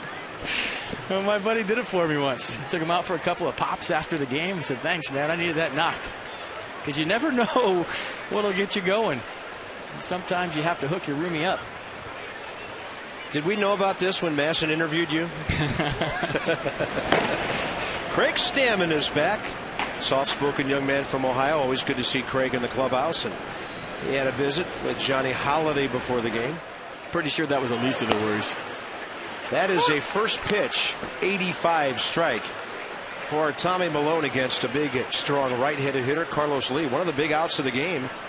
His pop-up with 2 on, nobody out 2 innings ago. That might have kept Houston from a crooked number in the 4th inning. They eventually would score just 1. And a lot of soft stuff to the big, strong right-handed hitter who owns and operates a cattle ranch in Panama. He hits that one to left. That ball's well hit. Michael Morse chasing it right to the gate of the bullpen there. Easily a home run in Houston. It's a double here in a fair ballpark in Washington. So the Astros have the lead run on base here, starting off the 6th inning with the bullpen warming. Yeah, good hitters make adjustments. You remember last time up, Carlos Lee, got beat on a fastball on the inner half, popped it up to second base. That time looking for the same pitch, got the head out, and you see the results. So veteran hitters making the adjustments. Here's J.D. Martinez, and first time up, he laced a line drive that Michael Morse caught. And the second time, ahead in the count, Milone hit him. Fly ball to center, no chance for advancement by the runner. And Jason Worth puts it away for the first out. That is an unproductive out for J.D. Martinez. Tie ball game, top of the 6th, leadoff double, and you fly out to short center field. Yeah, they like his bat, but maybe not the approach on that one. Jason Bourgeois, the only hitter for either ball club with 2 knocks tonight. And the RBIs from the pitcher with a sac fly in the 3rd. And then Chris Johnson, who's stepping in now with a sac fly his last time in the 4th. I'm sure Brad Mills would have loved to have seen a 47 hopper to Danny Espinosa right there for Martinez. Good off speed to start with a strike. Milone in the low 80s on his pitch count.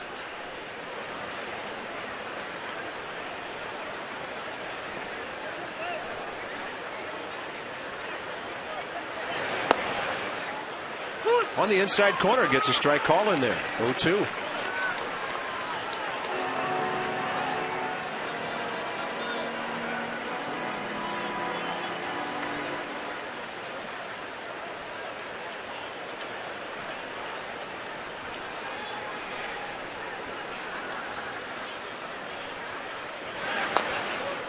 Defensive swing, good 0-2 pitch.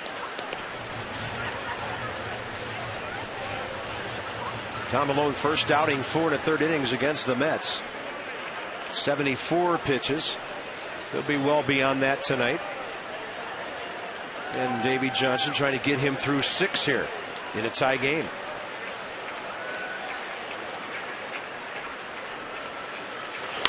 He'll jam the hitter on an 0-2 pitch. Backhand Lombardozzi, very smooth for the second out. A good backhand play by Steve Lombardozzi. Just 14 games at shortstop in his professional career, and he made this play like he's been playing there his whole life. Backhand side, good strong throw, right on the money. We talk about Tommy Milone. He's one batter away, 1 out away from wiggling out of a couple of jams here in back-to-back innings. Pretty good. Barmes, pardon me, stands in the way. Barmes. Pretty good poise from a young pitcher. Poise he has. We don't see anything that changes his demeanor or his approach on the mound. Clint Barmes 5 for his last 8. Double and a run scored tonight. Off speed pitch hit away.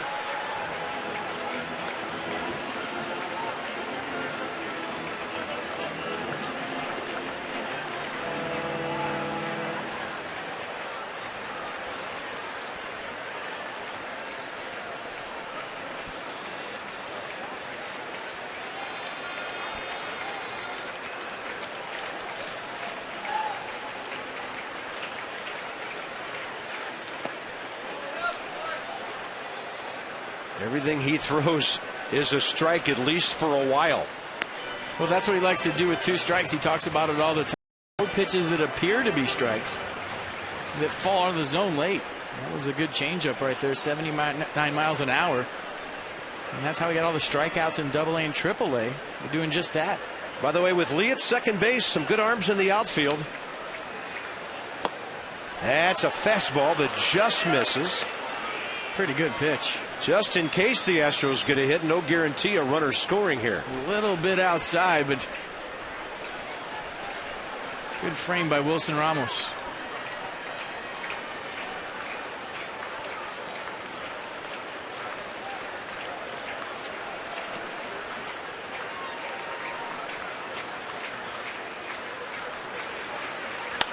That ball well hit. Unreachable for Lombardozzi.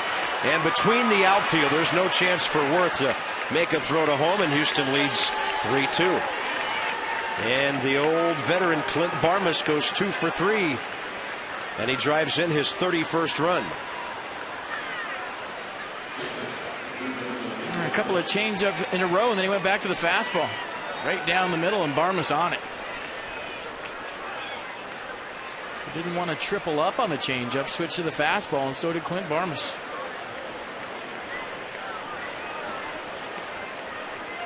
So Carlos Lee got that started with a double. Houston has battled back from 2-0, and Davey Johnson looks like he has the hook with him as he comes to the mound. Looks like he may go with the right-handed matchup here. He's been warming up Craig Stammen. And he's on his way back to the major leagues with this appearance. So for Tommy Milone, it'll be 5 2/3 right now. 3 runs on 8 hits. He's responsible for 1 more runner. And this call to the bullpen, packaged by the UPS store. We love logistics.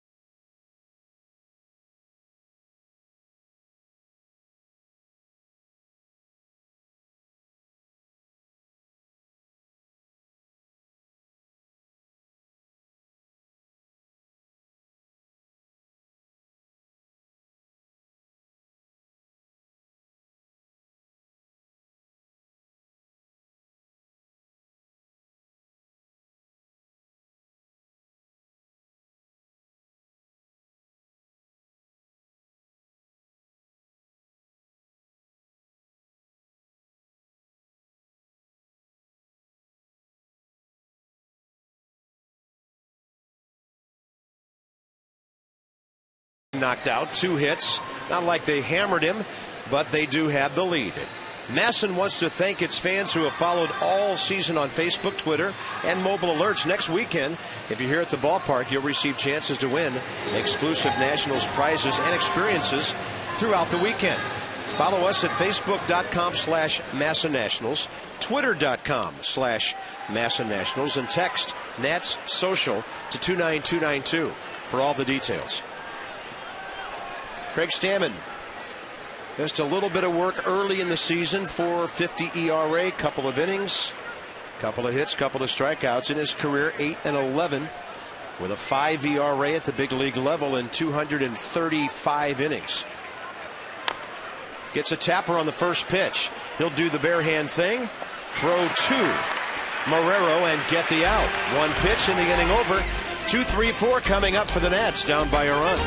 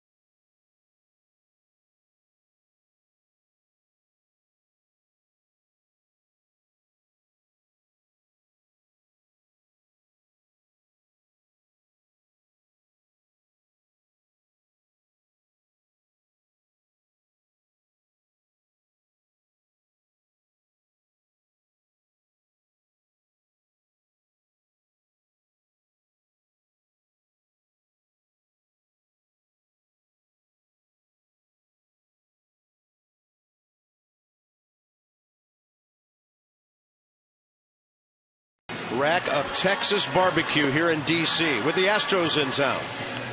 If you are a season ticket holder, you have until Thursday, September 15th, so less than a week now, to receive a 5% discount. Benefits include the Red Carpet Rewards, Grand Slam Easy Payment Plan, and the Curly W Renewal Gift. Nationals.com/renew for all your season ticket renewal information. Can we go back to those ribs real quick? Oh, man. Wow. I'll see those one more time. Yeah, we need some of those up here quickly. Oh, my gosh. That looks awesome. Oh, a little extra sauce. Perfect. 7th floor, please. Elevator number 2. It'll take you a minute. Yeah. Outside. Bottom of the 6th underway. It's Rick Ankiel, Ryan Zimmerman, and Michael Morse. Now you look up, and Bud Norris has a 3-hitter going with a lead after 5 innings of work. No swing, said Rob Drake over there at third. Long way to go in this one, and the Nats have had some late inning magic going for them at home all year. And Rick Ankiel taking a shot on 2-0.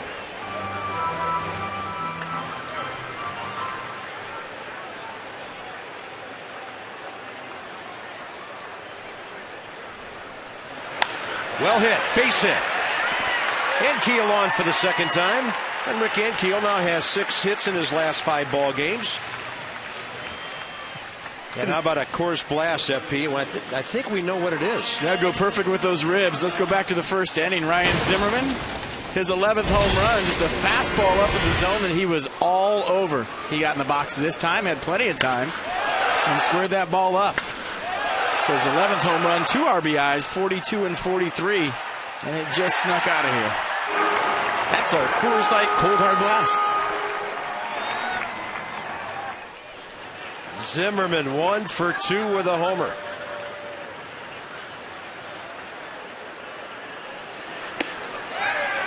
Over the catcher standing straight up. A snap throw down there, and Ankiel back in standing.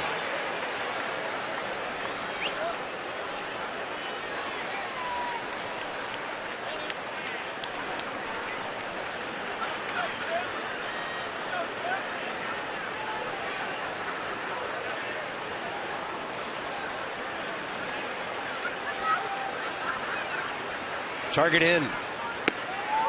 Way in there, 2-0. And last time up, Ryan Zimmerman got quick pitched by Bud Norris, and that was the whole get in the box. Look, he hasn't even looked up yet. Norris already into his windup.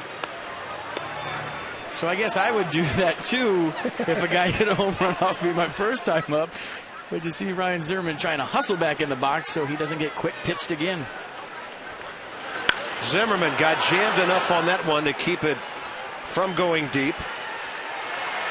Who wants it? It's the left fielder, J.D. Martinez, and they're going to get a double play on Ankiel. So it looked like the ball might be the result of a collision, and suddenly it's a 7-3 double play. It looks bad for Rick Ankiel right there, but in his defense, if that ball comes loose, he has to be in a position to get to second base to advance. So he's watching the play develop. He's seeing what we're seeing, and if these guys crash and the ball pops out, he can't be standing on first. And I'll guarantee you, he didn't know that Martinez had this kind of an arm, but that was a bullet to first base. Now the bases are empty for Michael Morse. And watch the throw from Martinez. Catches it, sees Ankiel off. Absolute bullet right to the bag. Yep. Very difficult base running play. Looked like neither fielder called the ball, so they both got there at the same time. And if it drops and they throw it to the second, the fans are saying, "What are you doing, Rick Ankiel?" And so you're caught right in the middle there as a base runner. It's a tough situation. And a 1-1 to Morse now. Michael has hit the ball up the middle twice. Solid base hit and a comebacker to the pitcher.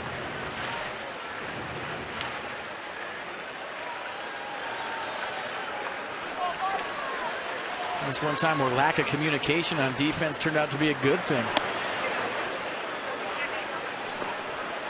Yeah, if Rick Ankiel hears somebody holler, I got it, he probably gets back to the bag a little quicker, doesn't he? Oh, yeah, he's not that far off the bag to be in a position to advance to second. He's just kind of cruising 2 or 3 steps off first base, because he sees somebody camped. But once he saw traffic and guys about to crash into each other, he had to get off far enough to where if the ball drops, he walks into second. 3-1 now. Jason Worth, if Michael Morse gets on here.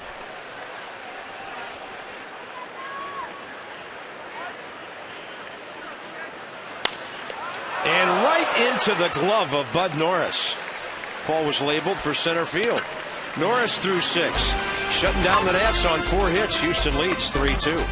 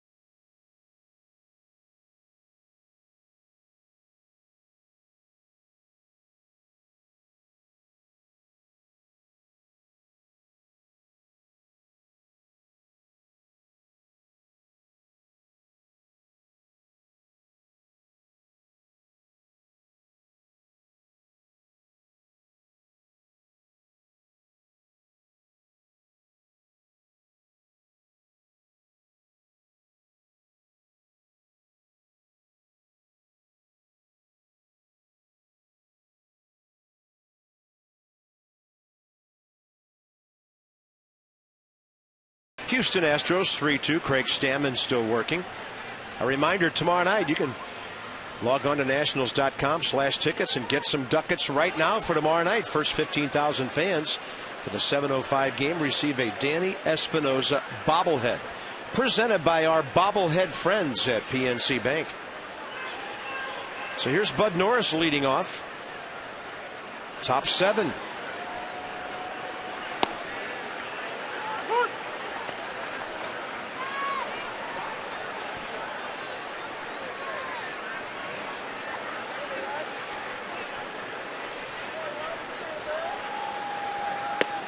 And Stammen spins in that breaking ball a little bit low. 1-1.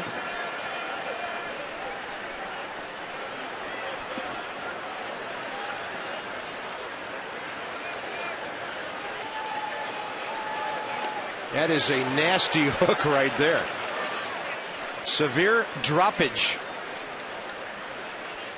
And Stammen will feature a fastball, slider, a change. You get a look at the curveball right here. 1-1. Bud Norris was swinging all the way no matter where that pitch was. I think he tried to hit it on a hop.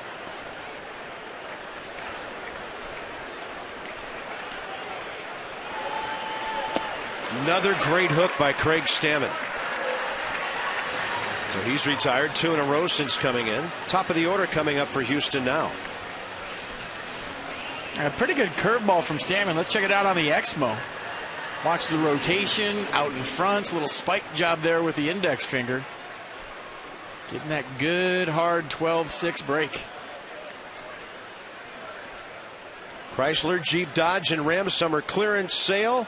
Offers won't last long. Hurry into your local dealership this weekend. They sponsor the Dodge Ram Exmo. Jordan Schaefer a double last time. Struck out twice before that against Tommy Malone.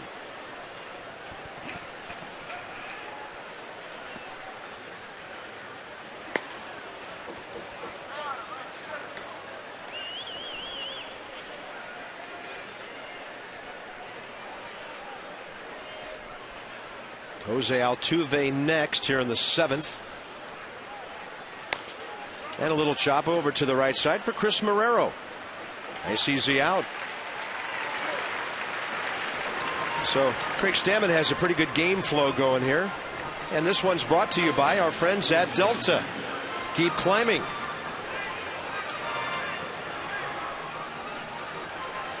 Altuve 1 for 3 with a bloop hit, a run scored.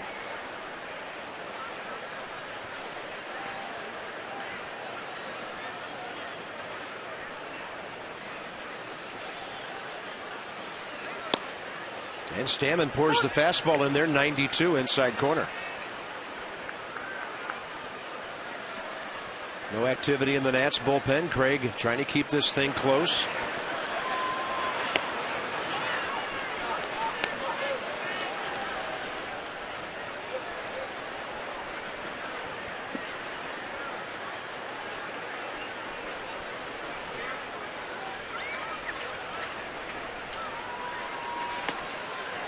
He's got guys swinging at everything now. He's been around the plate so much. And just watching Jose Altuve and looking at his numbers tonight, he must be a heck of a bad ball hitter. Hitting 287 coming into this at bat, and a guy that's only walked 3 times in 170 plus at bats. I imagine the word is you don't have to throw him strikes.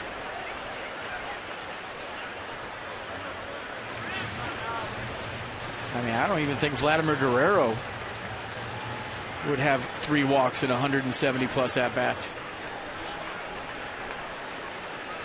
Beautiful night here at Nationals Park. 79 at game time.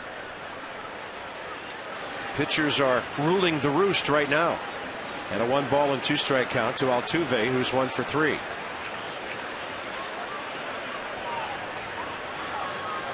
Stammen severely jams him.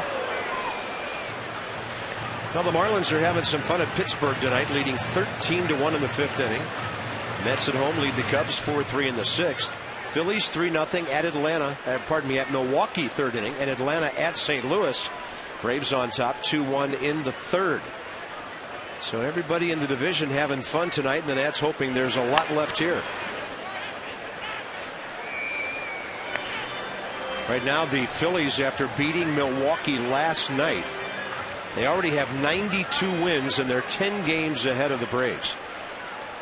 Chipper Jones, more homers against the Mets than anybody. And look at the Phillies with their pitching staff and going the distance like they do. And they won last night with Howard, Utley, and Rollins on the bench.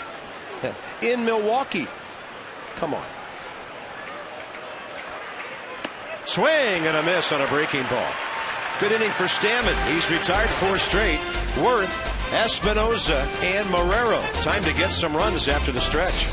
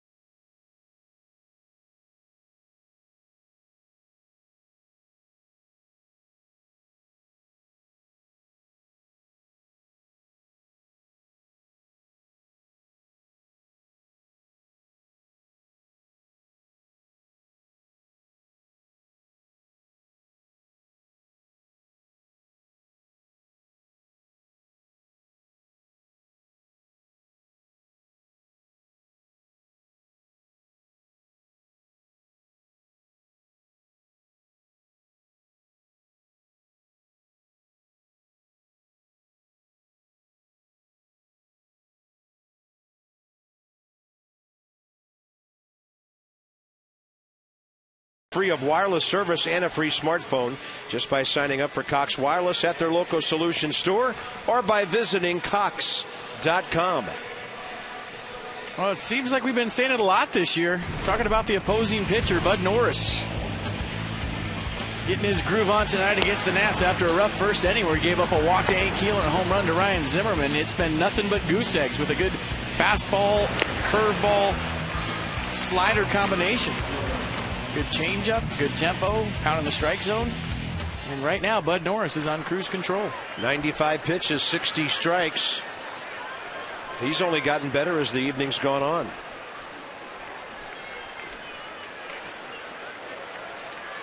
Couple of tough hitters here with Worth, Espinoza, and then Marrero.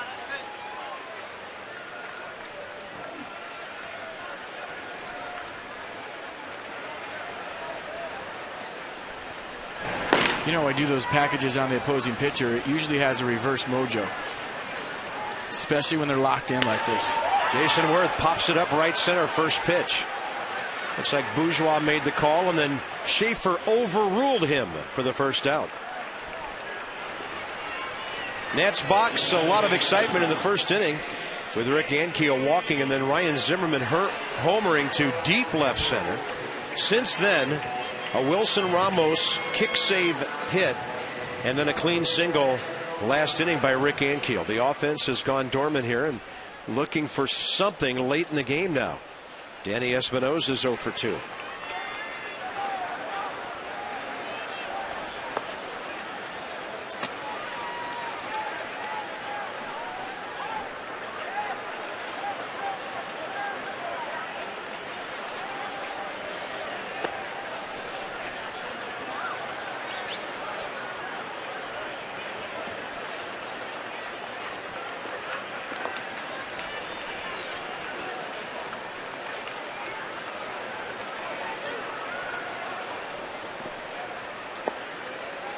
On the corner, 2-1.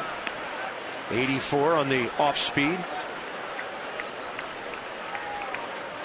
Bud Norris, not a big strikeout night, just 4, but he's moving the ball around effectively. And that'll be a high strike, 2-2. One of those is a strike, one of those isn't. You can't have them both, and that's what hitters will say. He can't have both of those. You gave him one low and away, and then you gave him one up. I can't cover both those pitches as a hitter, so one's fine. You can't give them both. You can't defend both of those pitches.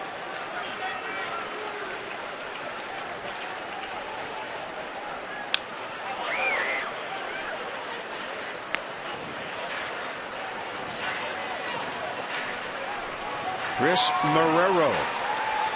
He's rarely had a hitless game in his career. 11 hits in his first 11 ball games. Came in batting .282.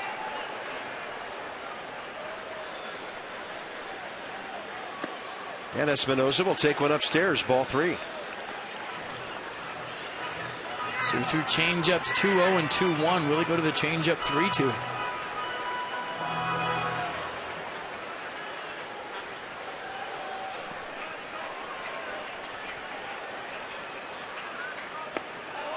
And Danny Espinosa will take it. So will the Nats. Walks as good as a hit right now. And that's the second walk issued by Bud Norris tonight. They'll bring in Chris Marrero. When you have a couple calls that don't go your way in the course of an at-bat on a 3-2 pitch, you want to hang around and just make sure that Alan Porter is going to call that a ball. Yeah, you knew it was a ball, but did you? Brought to you by Verizon, our pitch track, America's largest and most reliable wireless network. Boy, nothing's tougher for a hitter to be unsure about where the zone is, huh? Even especially in the 7th inning of a game. I mean, by now everybody should know what the deal is. It was a good job of battling, getting on first base, and now you're thinking Danny Espinosa is going to find a way to get to second.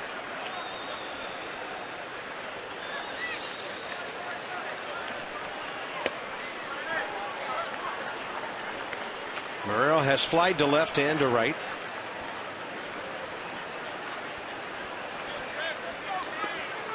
I'm looking at my scorecard right now, and Bud Norris hasn't been in the stretch very often. So maybe that's the key. Get him in the stretch, get him up in the zone, and try to do some damage. The second inning, no stretch. Third inning, no stretch. Fourth inning, no stretch.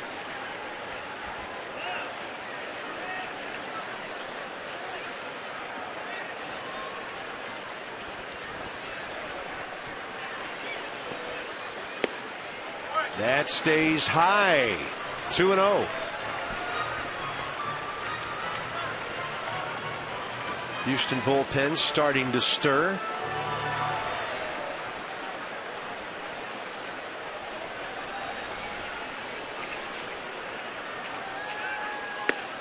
And that's 3-0. Astros are one man short in the bullpen. One of their two lefties, Sergio Escalona, stepped on a glove during batting practice down the left field line today. He was on the ground for 10 minutes. They came in, took him off in an ambulance. He has a sprained ankle. We thought he was hurt much more seriously than that.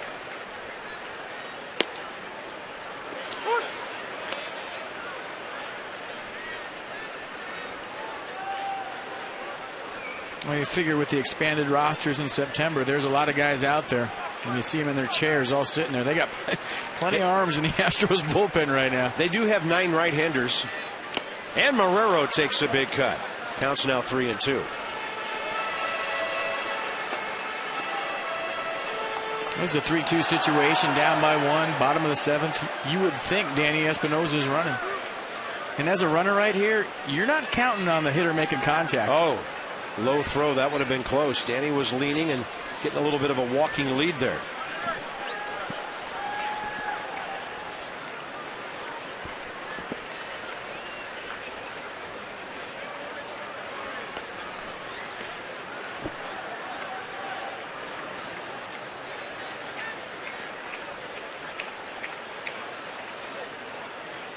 He's moving. Marrero fouls it straight back.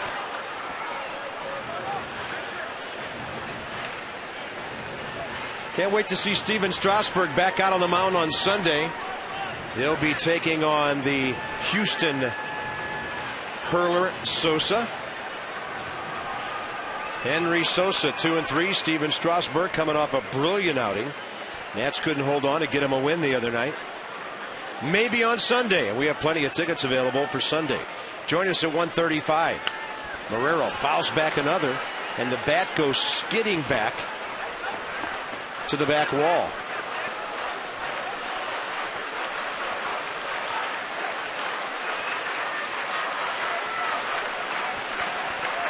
Let's see which hand comes off first.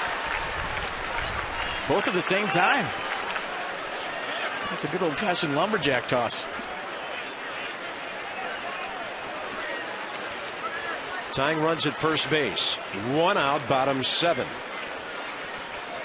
A lot of hitting room over there, and the ball gets away on the throw.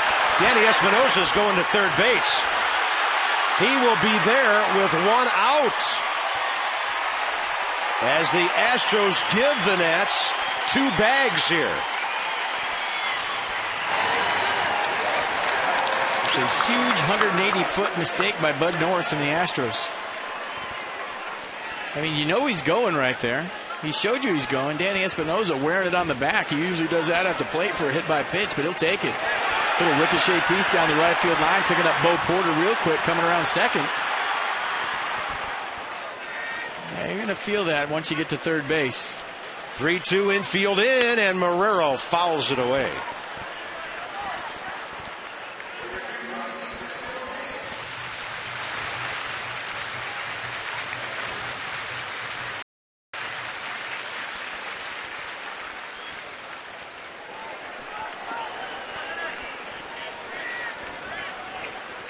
Game, pitch number 9 coming in this AB.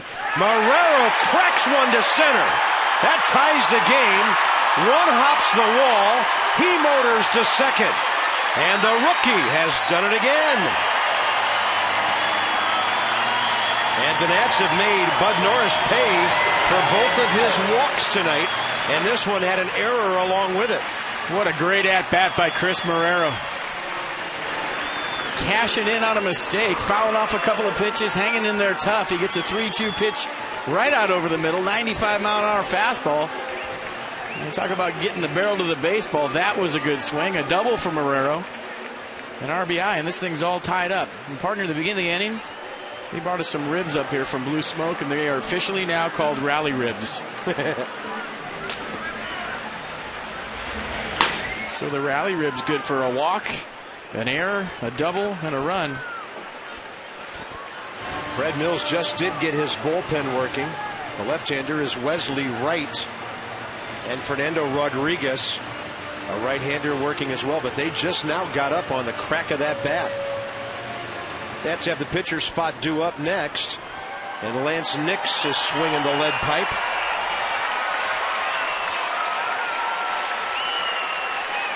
So here come the Nats with Ramos, 43 RBIs, and the lead runs at second base, 1 out. He took his shot on the first pitch up. Got a hanger. Slider out over the plate. And sometimes that's the best pitch in baseball, the slider that doesn't slide. Now Nix has put down the pipe and picked up the wood.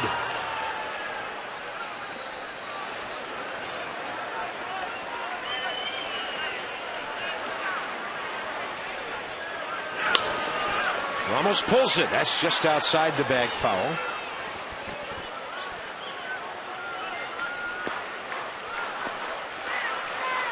So Wesley Wright, their only lefty, with Escalona hurt. And Fernando Rodriguez. They also have Anuri Rodriguez in their pen, and Wandy pitches tomorrow night. Chris Marrero just collected his second big league RBI.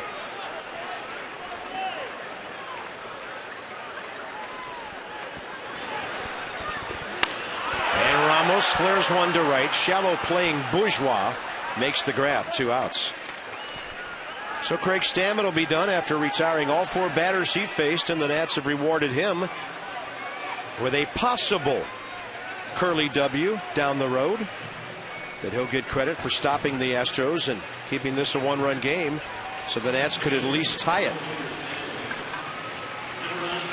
Quintero's little conference at the mound. This is, do you want to go after Lance Nix aggressively, or do you want a guy on deck who has all of a game and a half at the major league level under his belt? Bud Norris, 20 pitches this inning, started the 7th with 95.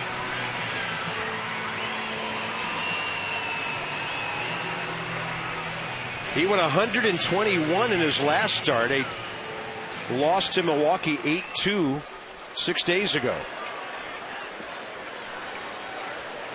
Doug Brocail alongside Brad Mills, and here's the first offering to the ever-aggressive Nix, and he will foul out on the first pitch. Nats pick up a run in the 7th. On the walk, the error, and the double. It's a 3-3 game into the 8th.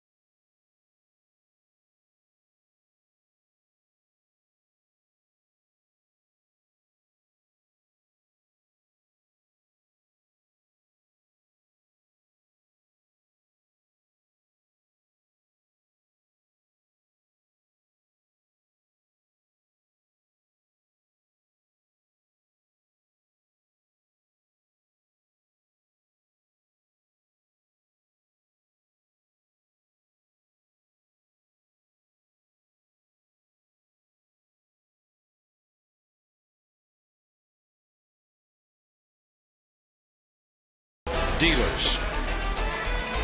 This one into the 8th inning. The Nats have equalized. It's a 3-3 game. Monument standing tall on this beautiful breezy evening. And tomorrow night, Wandy Rodriguez, one of the better Houston starters. Will he be an Astro next year? A lot of people wonder. He's 10-10 with a 3.47 ERA. John Lennon trying to win his 10th game of the year as he makes his 30th start as the ever aggressive and durable John Lennon gets the ball again.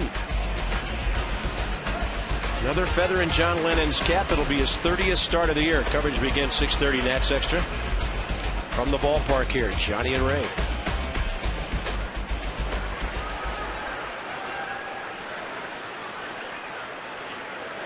By the way, for those of you who keep track of such things, that Nationals run ruled unearned. And in the 8th inning, Henry Rodriguez, first batter, Jason Bourgeois singles up the middle.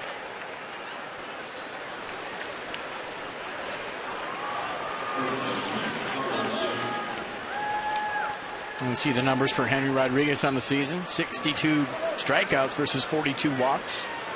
57 in the 3rd inning. You all know about the fastball, the curveball. The changeup lately has been good.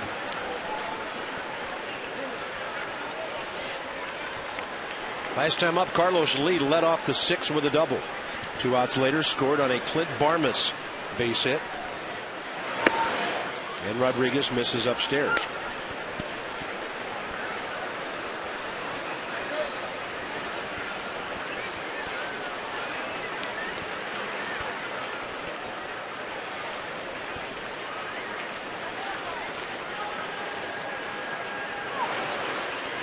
Pretty close. Bourgeois a concern on the bases, 25 out of 31.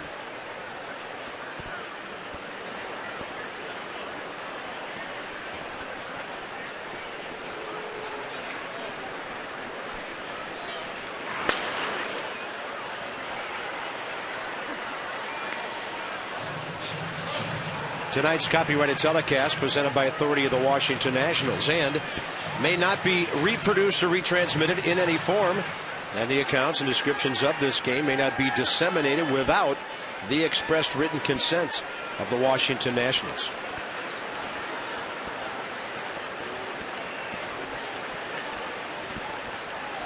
Runner goes, pitch up. Ramos can't get a handle, and that's stolen base number 26 for Jason Bourgeois. I'll tell you what, it didn't matter if Wilson Ramos got a handle or not. Look at the jump.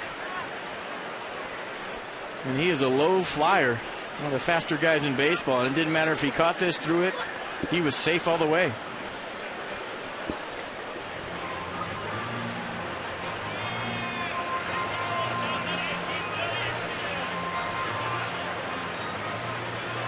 Dangerous RBI man at the plate. First base is open. Rookie on deck. How do the Nats approach this against Carlos Lee with 79 RBIs?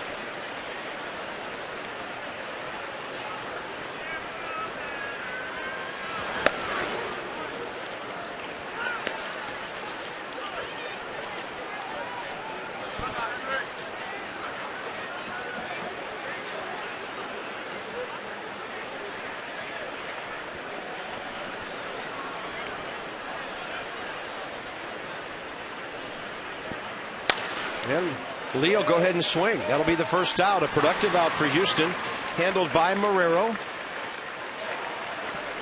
See, that's a good at-bat. That's playing the game the right way. And when Carlos Lee gets back to the dugout, he'll have all of his teammates on the top step giving him a high five.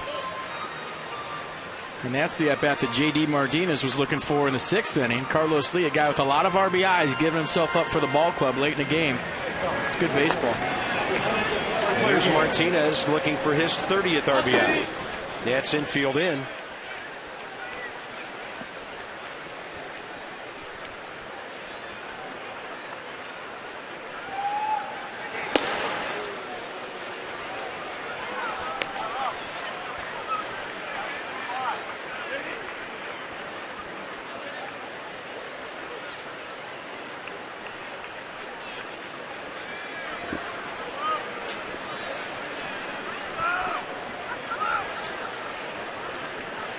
After the high fastball, here comes a 1-0.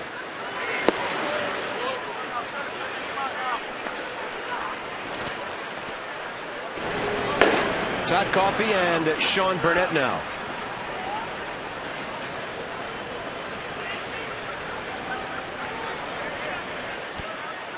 If you're Henry Rodriguez, you're not trying to pitch around J.D. Martinez to get to the double play. You're trying to strike him out. Henry's not a ground ball pitcher. He's a strikeout pitcher, so no need to pitch around him to set up 2. Go right after him. Convergence on the pitch track.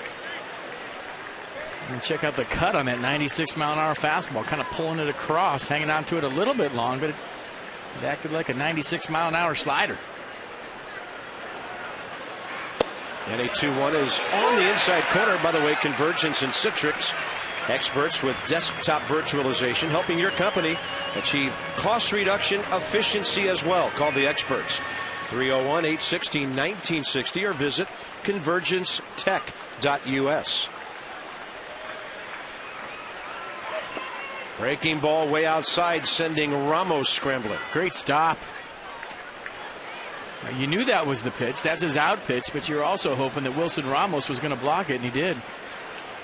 And have a lot of confidence in your catcher to throw this pitch with the go-ahead run on third base in the 8th. Look at the block. Like a cat.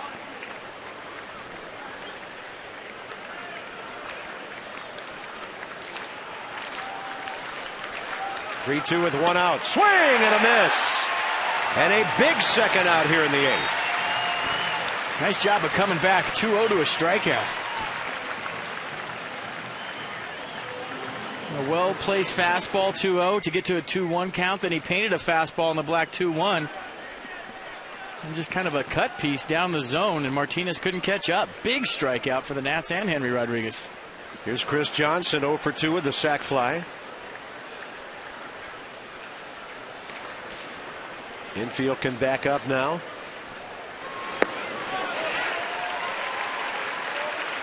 Oh, took a little off that one. A slower variety. Good pitch. And for Wilson Ramos right now, you got to buck that Bronco on anything in the dirt. Get big and block everything that Henry Rodriguez offers. Now the Nats a strike away with the top of the order due up in the bottom of the 8th. 3-9-1 Houston, 3-5-0 Washington. Jason Bourgeois stole second base, went to third on the grounder by Lee. Stayed on the strikeout of Martinez, and now it's 0-2 to Johnson. Targets in.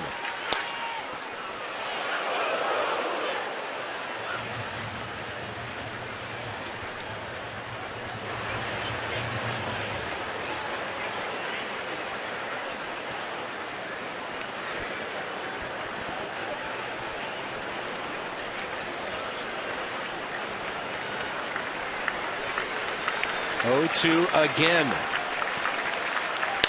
Ball is well hit, right center. Worth is over to grab that laser.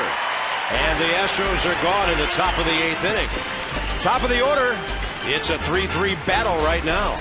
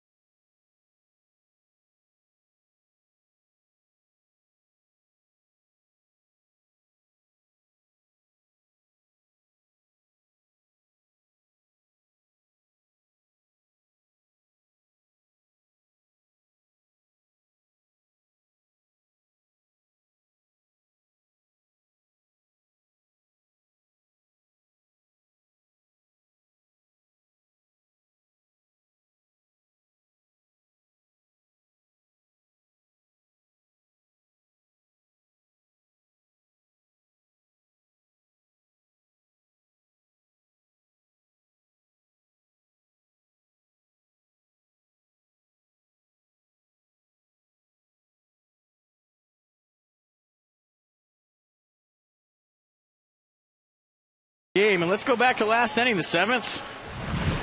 Danny Espinosa on third base, Chris Marrero up, rally ribs in effect, a double into the gap. And Danny Espinosa can cruise home. Chris Marrero on second base, pretty good at bat. Fouled a couple of pitches off 3-2, got a 95-mile-an-hour fastball, beat him to the point, and that's our fourth drive of the game. And the Nats now into the Houston bullpen. Fernando Rodriguez takes over. In 40 ball games, a solid ERA, 47 strikeouts in 44 innings.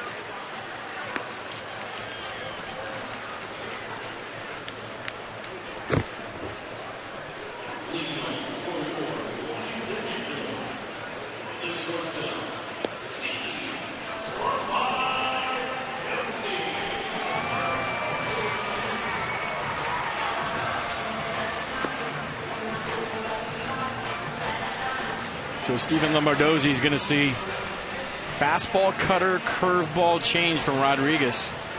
Likes his fastball, low 90s, throws it about 65% of the time.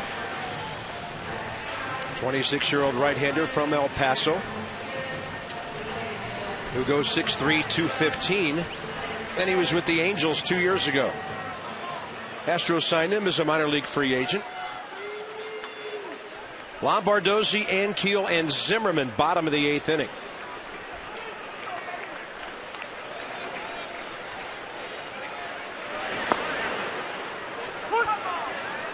Stephen Lombardozzi 0 for 3 tonight. 2 grounders to second, fly ball to left. What a great time for him to get on and put those wheels to work with good hitters coming up.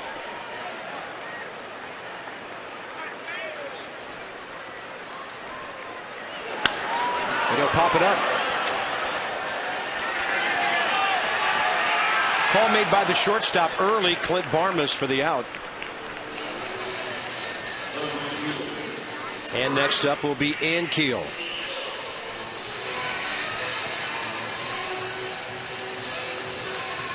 Rick Ankiel, a couple of good at-bats tonight. He walked in the first, scored on the Zimmerman home run, singled last time up sharply, but he's had that swing, Bob, tonight to where it looks like he could run into one at any time. Yeah. Very aggressive swing, looking to pull the baseball. He's had some good hacks. And a lot of times with Rick, it doesn't matter what the count is. And he's not shortening up with 2 strikes by any means.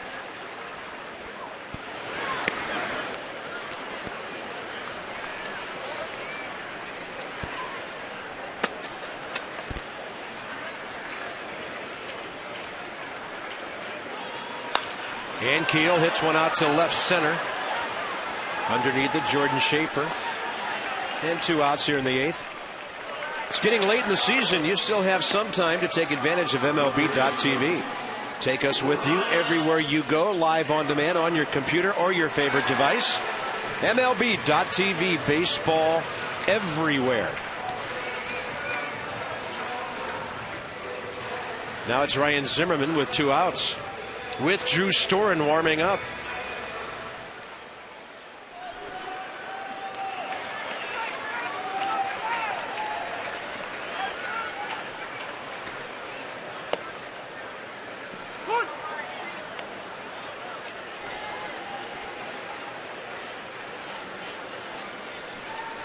Good job by the bullpen tonight. 7 outs for them by Stammen, and then Rodriguez a scoreless 8th. Hey, good job. And Zimmerman looks at a front door breaking ball there. Yeah, big curveball, but good job by Henry Rodriguez getting out of that jam. Bourgeois led off with a single, stole second base, moved to third by Lee. As we see, runner on third base with Henry, anything can happen. And tonight he did a great job of getting out of a big jam. Zimmerman, did he hold? Yes, he did, says Gary Darling. One look at it from the side. Did he go? Not even close.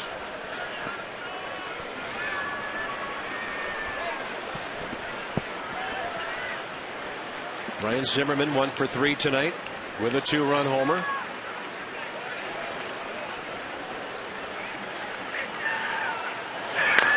And a bouncer, right side Altuve. This one's going into the 9th, tied now. Bullpens have been tough for both ball clubs so far, a 3-3 game.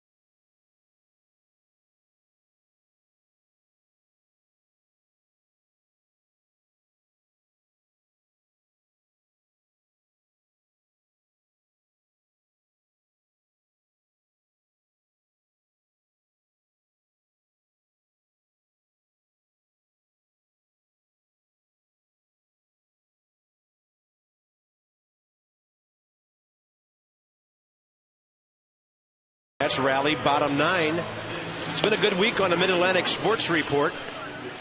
And another week is headed your way Monday. With Phil Mel, Peter Schmuck joins the crew.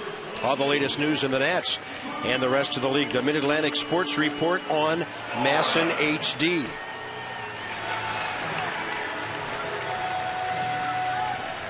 So Drew Storen still smarting a bit from his appearance against the Dodgers. And this will be his 63rd appearance of the year to lead the staff. I like the move by Davey Johnson. Get him right back on the mound again. Had a tough day yesterday against the Dodgers. Get him right back out there. Everybody, including us, talking about how maybe Drew's a little bit rusty because he hasn't gotten a lot of work lately. So what do? Get him right back on the hill. Don't let him think about yesterday for too long. Get him back facing hitters in a big situation. I like the move. Bottom of the order for the Astros. But as we mentioned earlier, that means guys who know what they're doing in the batter's box. Like Clint Barmas, who's 2 for 3. Humberto Quintero, who's hit the ball hard twice. And then they'll hit for the pitcher.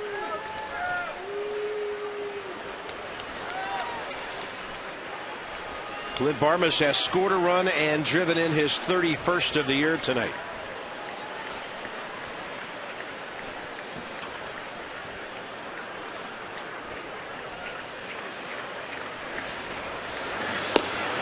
See, I like that right there. First pitch slider, steal a strike.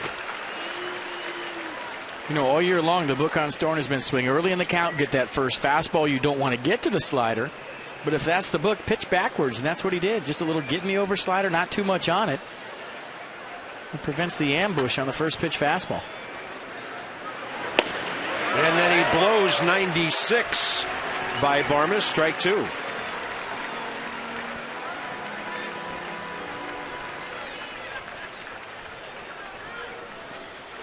There's Quintero. You know, they have the spray charts. They have all the data on Drew Storen, and I don't know what it is, but I'm sure it's first pitch fastball however many percent of the time. And you go up as a hitter, and you don't want to get to that slider right there. That's a slider that gets away. Ramos.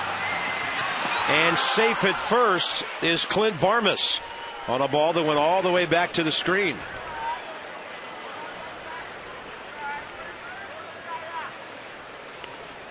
So maybe the slider from Storen there, 0-2, is a little bit too good.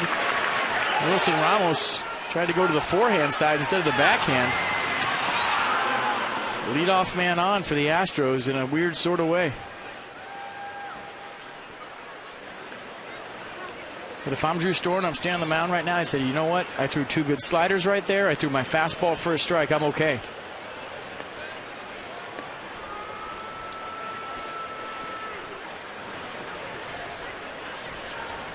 Matt Downs comes out on deck. Right-handed hitting infielder. And Quintero shows bunt, pops it up.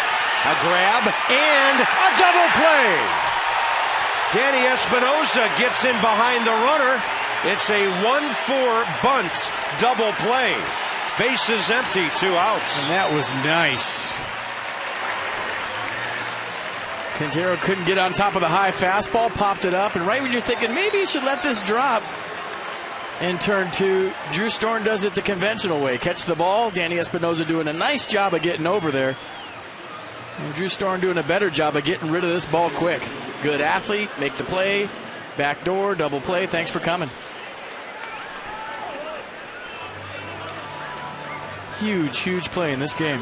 Now the Astros, with the bases empty, will switch off and pinch hit a left-handed power hitter in first baseman Brett Wallace, who is 0 for his last 24. But he's a big guy with pop. Pop the other way.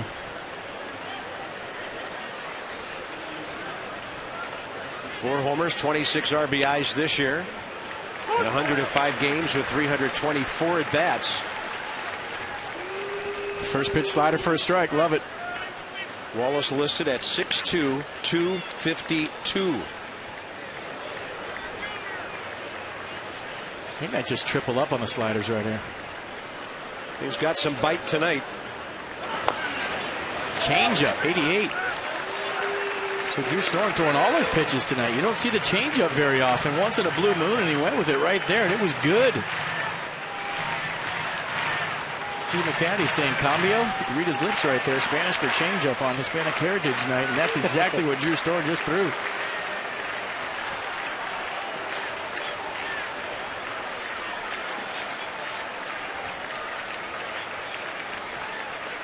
Oh-2 with the bases empty, 2 outs.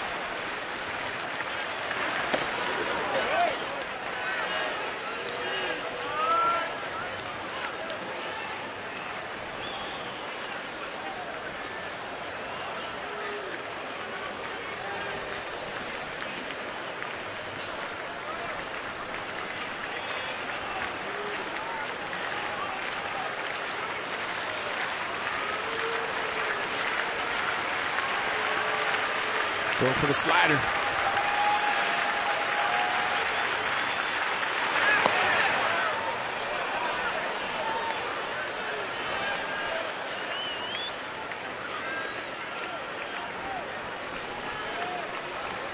Top of the order, Jordan Schaefer at the inning continues.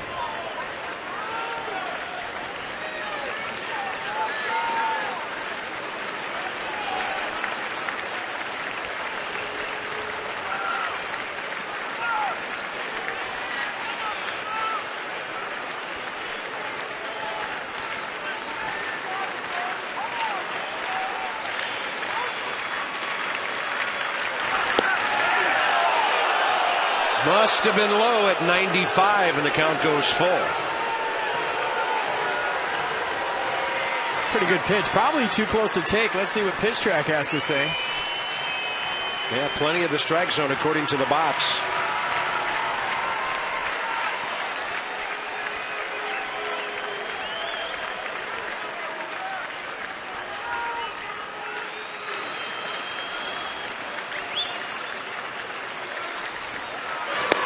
Swing and a miss, a very late swing on 96. Michael Morse coming up. Jason Worth and Danny Espinoza. Bottom of the ninth. Don't go anywhere.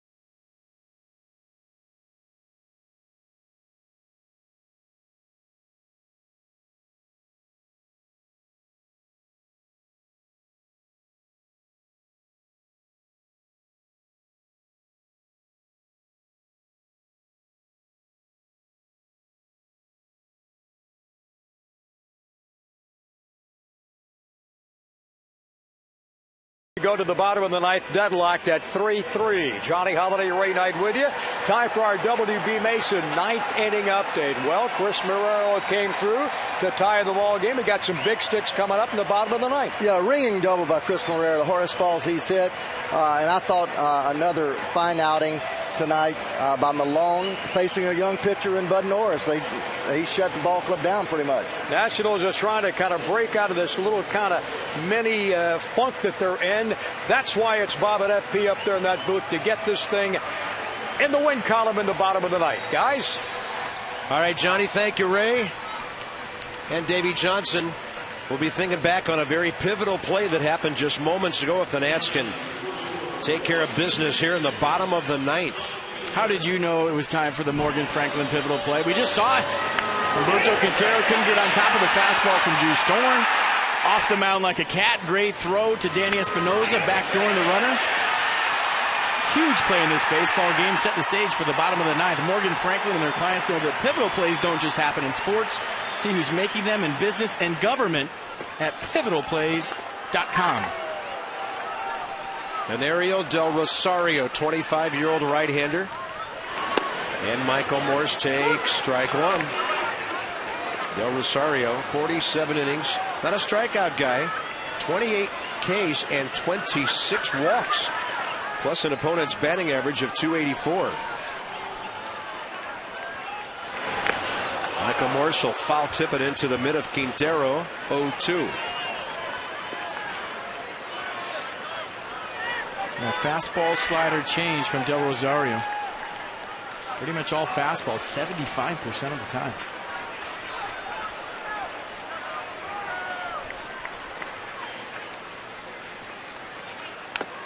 And Morse will foul tip it enough to change directions and have the catcher drop it.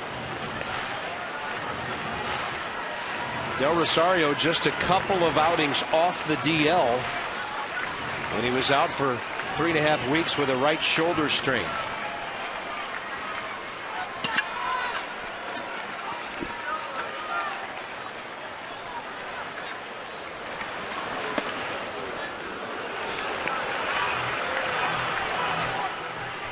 Walk-off wins. Who's going to break the logjam? Why not here? I'm in.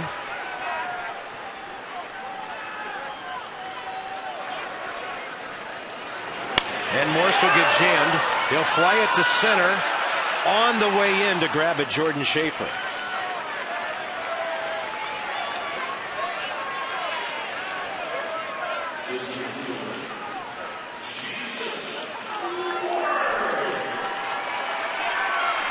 Jason Worth's going to take 2 practice swings before going up this time. Tonight, 2 strikeouts, a fly ball to center. That's 2 of their 3 runs on the long ball tonight. Over the second half of the season, they've been scoring just over 40% of their runs with homers. And a good take on a front door breaking ball. A lot of people might be thinking home run right now. I'm thinking just get Jason Worth on base. I'd love to watch him run the bases late in a baseball game. We talked about it yesterday. He gets in that I want to go home mode. He's like a little kid in Little League. Steal second, steal third. He's all over the place. We've seen him win a lot of games this year with his lower half.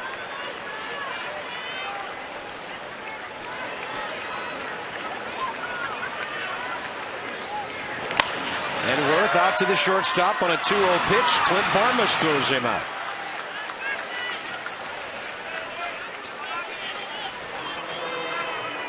Tomorrow night, Wandy Rodriguez 10-10, John Lannon 9-11. And we are told that if you're coming to the ball game tomorrow night and Sunday, make your plans to get to the ballpark early. There will be extra security measures in and around Nationals Park for the weekend. Make your plans to get down maybe a half hour, maybe even an hour earlier than you normally would. We don't want you standing outside after the game has started. Danny Espinosa with a fly ball to left center. And the Nats will go quickly in the bottom of the 9th inning.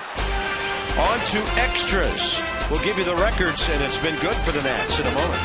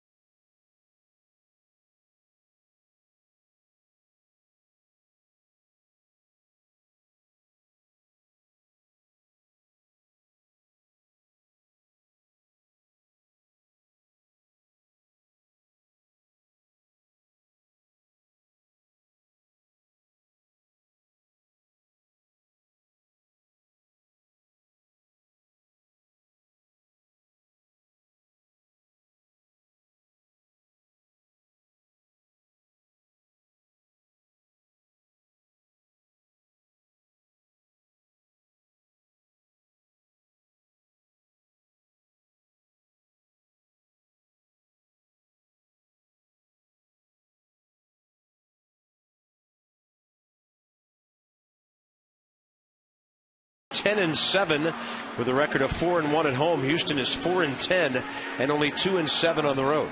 Steven Lombardozzi will move over to second base. Danny Espinosa is out on a double switch, so the pitcher is batting fifth. That brings in Ian Desmond to play shortstop and batting ninth. He'll be up third in the bottom of the 10th. And so tonight it is Clippard after Storen in a tie game.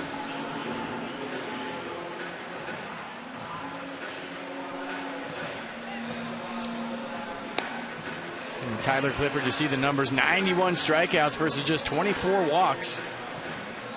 Pretty good in the game yesterday. The league still hitting a very minuscule 169 off Tyler Clippard. And a correction, Espinosa was hitting sixth, so that's where the pitcher is hitting. And for the Astros, top of the order, Jordan Schaefer, top 10.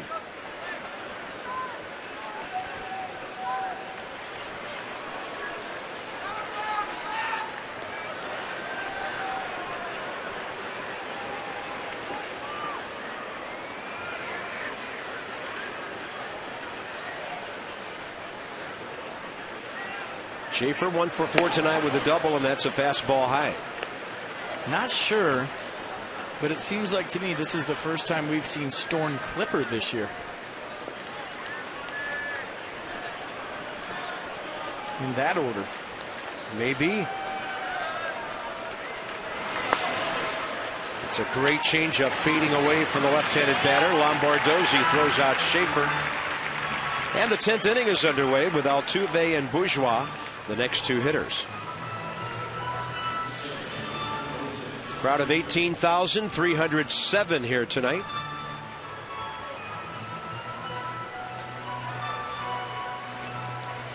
Comprehensive security checks will take place at each entrance into the ballpark.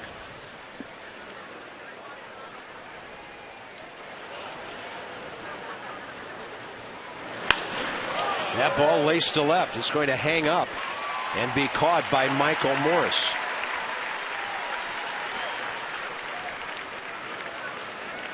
And by the way, no outside beverages or liquids of any kind will be permitted into the ballpark. Food items of any kind are strongly discouraged.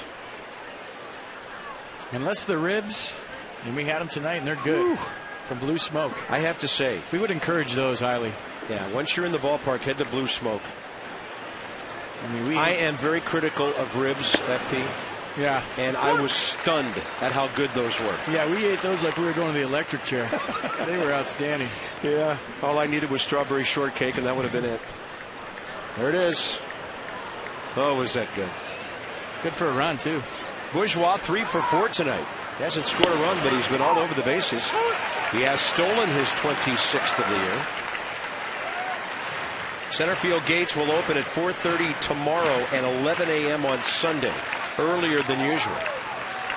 There will also be vehicle checks in parking areas, so just be mindful and aware and careful as you come to the ballpark this weekend. Up and in from Clippard to Bourgeois. We don't want to scare anybody, but we want you to know the Nationals are being proactive in making this ballpark absolutely safe tomorrow and Sunday.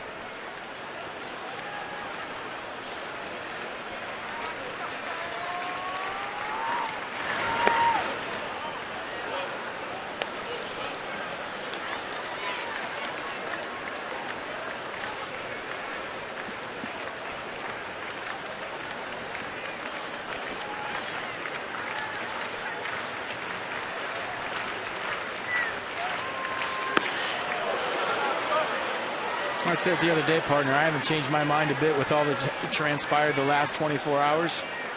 We play the game here in D.C. and then go to New York. Those are the two places I want to be on the 10th anniversary, 9/11.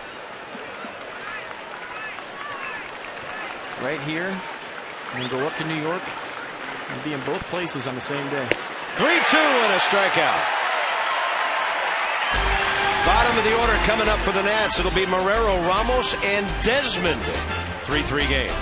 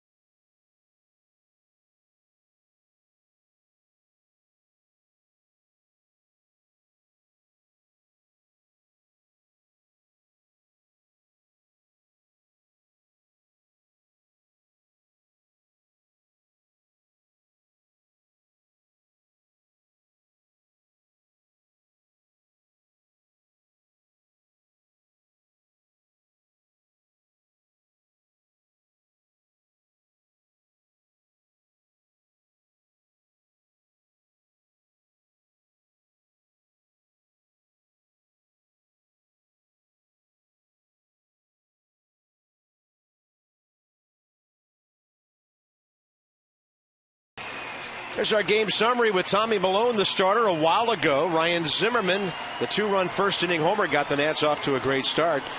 Bud Norris, pretty solid, but he made an error that hurt himself in the 7th. Although I think Espinosa would have scored from first on that double by Marrero, but they called it an unearned run.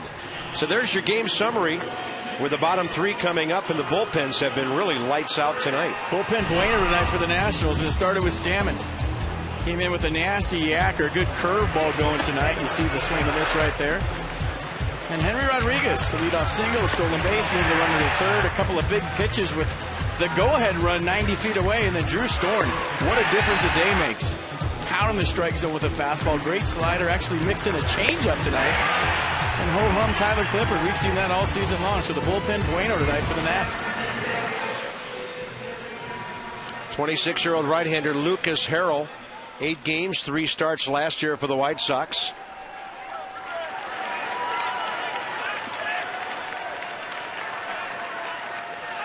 A lot of pitchers, hitters have not seen before. This is only his 2nd appearance with Houston after just 3 in Chicago. And Chris Marrero, the big hit of the game for the Nats, at least late innings, the double 3 innings ago. It's only a matter of time, FP, as we said before, this kid runs into one and hits it 400-some feet somewhere. A lot of pitchers the broadcasters haven't seen before either. Yeah, we have reverted to the 20th of March with our approach to these telecasts now. That's right in there. This is kind of like the last week of spring training when there's about 8 to 10 guys extra on each ball club. Target in. Marrero. Sounded like he busted his bat on a bouncer over to Chris Johnson. Ramos is next. He's 1 for 3. Yeah, that was the fastball from Harrell. He'll feature a slider, a curveball, and a change to go with it. And pretty much fastball slider combination to right-handers.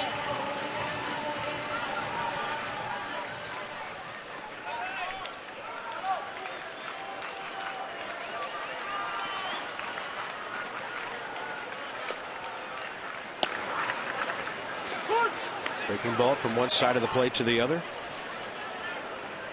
Wilson Ramos has now hit safely 11 of his last 12 games, 16 out of 19.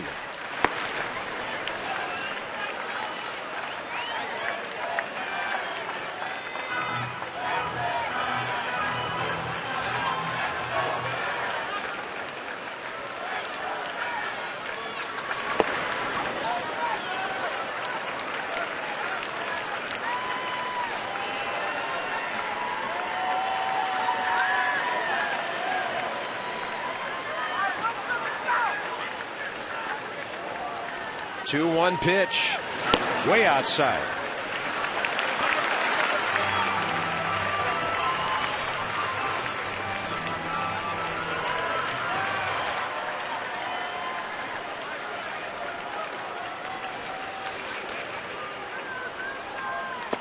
And a good take and a good at bat by Wilson Ramos, winning runs on with 1 out here in the 10th. With 3 catchers on the roster, you got to think that Davey Johnson is going to run right now for Wilson Ramos. Well, Brian Bixler's in there, Roger Bernardina's in there, and Bernardina at the stroke of 10 o'clock, as we reset things here, will run for Wilson Ramos.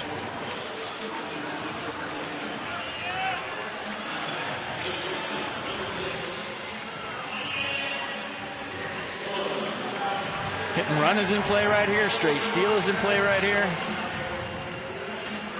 Another good night for Wilson Ramos, on base twice, 1 for 3 with a walk. He just keeps on producing offense, hitting around 260 now. And here's Desmond batting 10th. In the 10th, pardon me, batting 9th on the double switch and playing shortstop.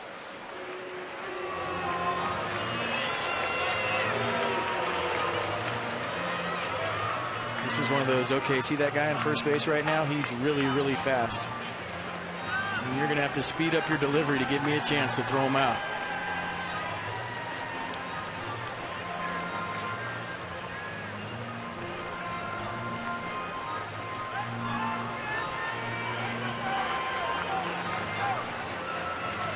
Bernardino just recalled last week, but he is 16 of 18 this year. A lot of hitting room right side as Roger jumps off the bag and takes his lead. Front foot out to the cut of the grass and a calling card toss from Lucas Harrell.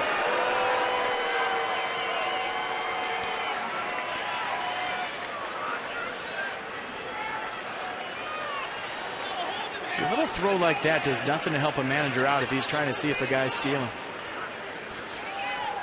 That's a little better. And Brad Mills taking a look right now to see if Roger Bernardino is going to tip off the fact that he might be going early in the count.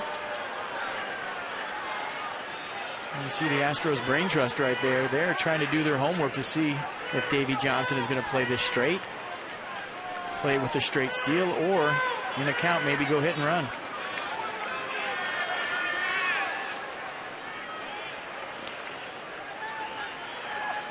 Desmond with a big time rip. I'll tell you, if he breaks his bat and flares one to center, it might drop. Look where Jordan Schaefer is playing. He's about 20 feet in front of the warning track. And probably as he goes back to his original position here, he's probably 375 to 80 feet from home plate. Yeah, but look where Bourgeois is. And they're not playing no doubles all the way around, just in center field. Bourgeois is playing Ian Desmond like he's a pitcher. Over to the right side again. No balls, 2 strikes. Hey, if Ian Desmond hits one to right field, this game's over with any kind of authority. That's the shallowest I've seen a right fielder play a position player in this ballpark all year long. Yeah. It looks like 2 of them are in no doubles and the other one's in no single. Now Ian has to fight to make some contact here with 1 out and an 0-2 count.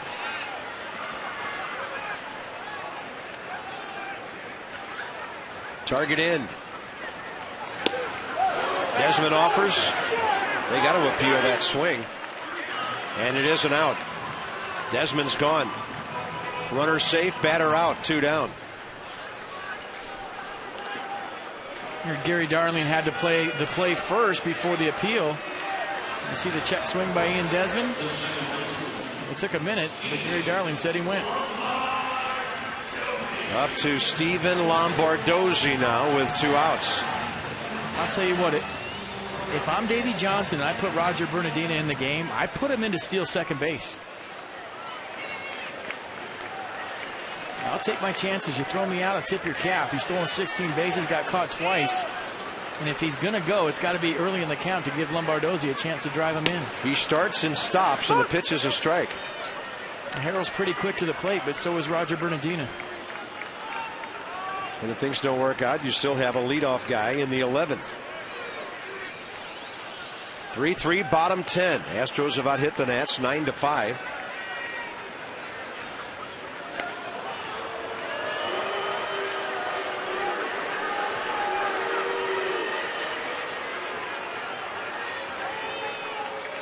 And now against this hitter, Jordan Schaefer playing probably 20 feet in from where he was a moment ago. 0-1 pitch. Bernardino holding inside. Well, Harrell's pretty quick to the plate. Maybe Bernardino gets some kind of tempo, some kind of rhythm from him, but trying to see the reason Bernardino hasn't gone yet. But I feel like sometimes that Roger's so fast that he can outrun a slide step.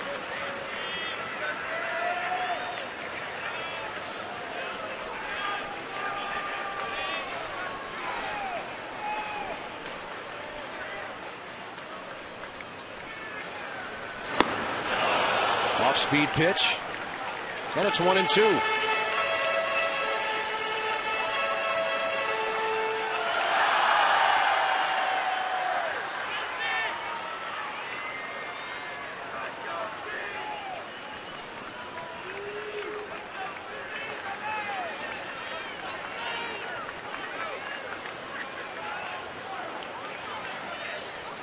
Target in. Runner starts, stops, and it's ball 2.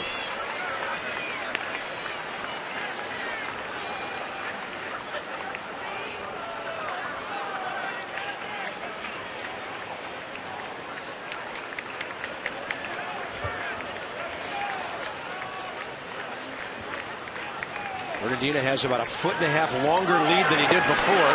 And as he tries to run, Lombardozzi strikes out. The Nats are gone in the 10th. They've stranded only 4 runners tonight, 3-3.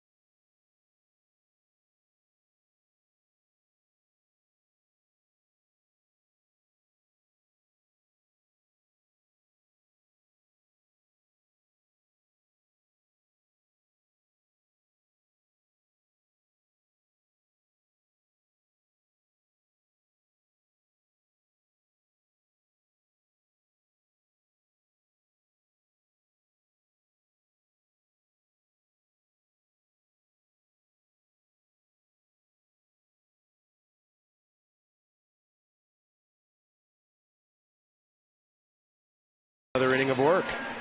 3-9-1 Astros, 3-5-0 Nats. It's been that way for a while. Washington has 3 hits since the first inning. Houston has 1 hit since the 6th inning. And neither team were able to break through, so Jesus Flores will now get the call and handle Tyler Clippard in the top of the 11th with Carlos Lee, J.D. Martinez, and Chris Johnson coming up for Houston.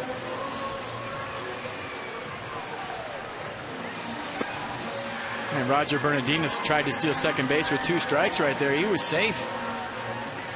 He was kind of hoping he would have tried that a little bit earlier in the count. And tough to steal off Harrell, very quick to the plate, but as you saw right there to end the inning, he would have been in there. And Clippard calls Flores out.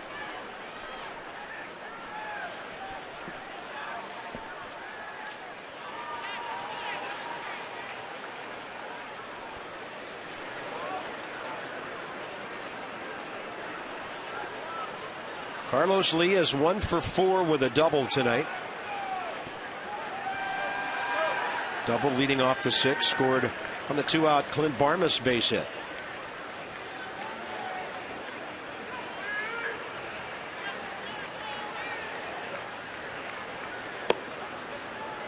First pitch in between changeup, 86. Or did he drop the breaking ball on him there? Little slide piece for strike 1. So he'll throw that pitch about halfway between the speeds of his fastball and his changeup.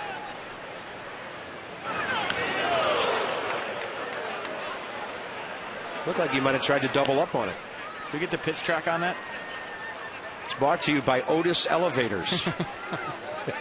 You don't see, that was way up there. You don't see Tyler Clippard miss like that very often.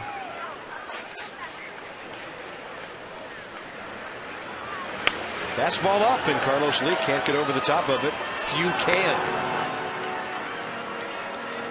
That's the eliminator. The 93, 94, 95 mile an hour fastball elevated. We've seen so many hitters this year swing right through.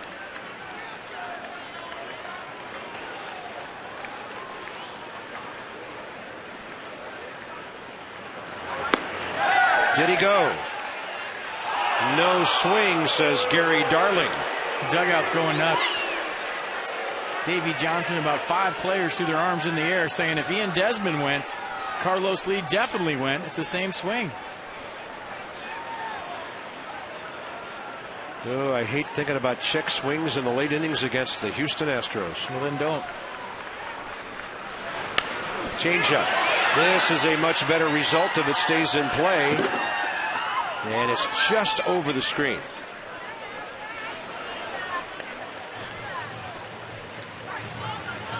about the bullpen tonight? Stammen, Rodriguez, Storen, now Clippard.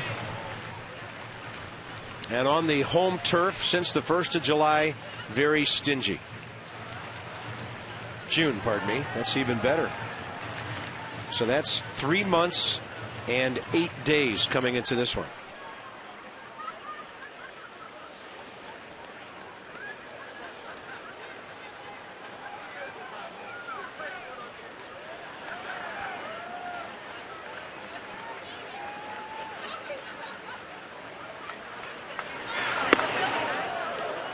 So the truck is telling me this is the 3rd time that Clippard has followed Drew Storen this year. Once in May, once in June, and tonight. I figured it was early before the bullpen roles were defined. You remember in April and early May, Sean Burnett was getting some chances. Tyler Clippard was getting some chances. Drew Storen was getting save opportunities. Guys were setting up. Guys were closing. And then all of a sudden, things settled down to where it was basically Clippard handing the ball to Storen. Turned into an all-star appearance for Tyler Clippard. Young man from Ohio, all smiles after getting 4 outs in a row tonight. Craig Stammen. And a 3-2 hit up the middle to his left, Desmond from behind the bag. He knew he had plenty of time to make that throw. So hats off to Clippard. After a borderline call didn't go his way, he battles and gets his 4th consecutive out. Bringing in J.D. Martinez.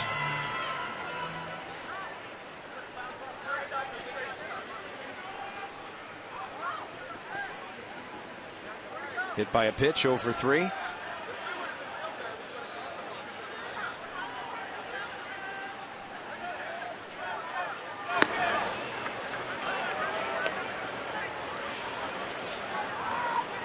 J.D. Martinez was a Texas League All-Star this year, hit .338 at AA Corpus Christi with 72 RBIs.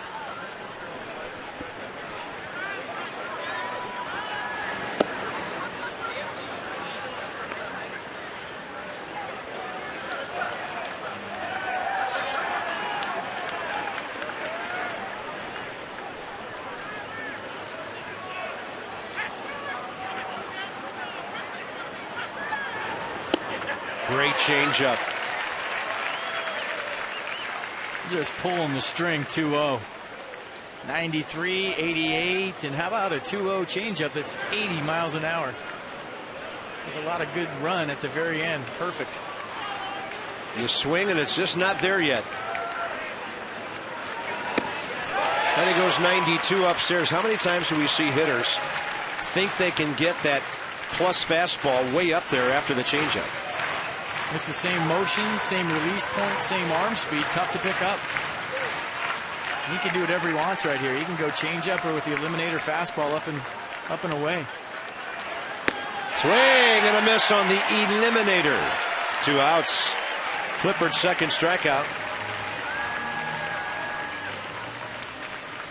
And that'll bring in Chris Johnson. I mean, I would give anything to stand in the box and face Tyler Clippard just to see what this looks like. When you've watched for 5+ months hitters and good hitters chase the high fastball off him, it has to be a lot like facing Mariano Rivera. The ball looks like it's going to come down, but it stays up. I mean, just because of the angle and the release point, hitters must think that ball's coming about belt high or lower. And all season long, we see great hitters swing at stuff high. Amazing. And every single time I see it, it still baffles me.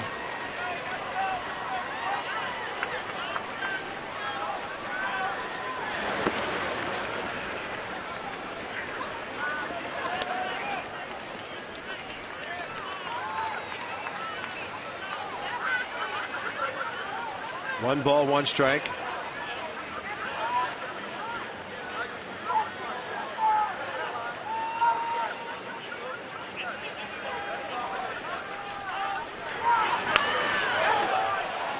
.93 upstairs. If they make contact, it's a foul ball. This one should be a little higher once he decides to go to the change.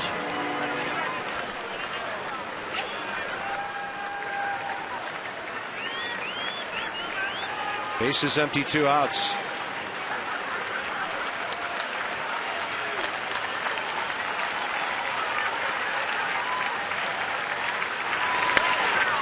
That ball slicing.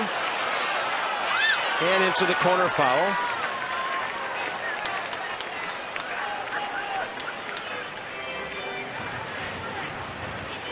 I tried to get this ball a little higher than Hine.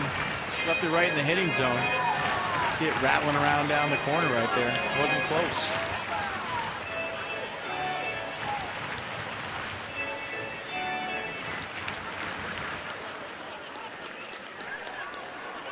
After that swing, you might see a changeup.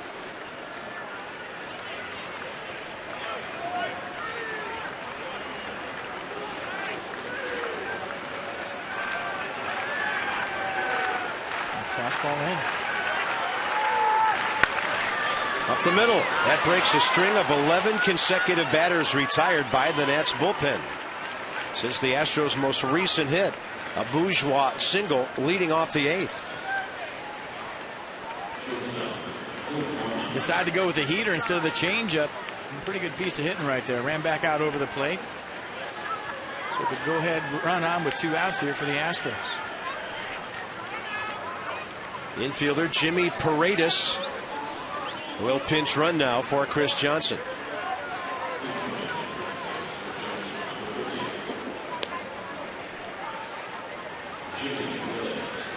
And Paredes with 3 stolen bases on the year in 33 games. He's been caught 3 times as well. He had 29 stolen bases at Corpus Christi, the Double-A this year. He came with their closer Mark Melancon from the Yankees last year in the Lance Berkman deal.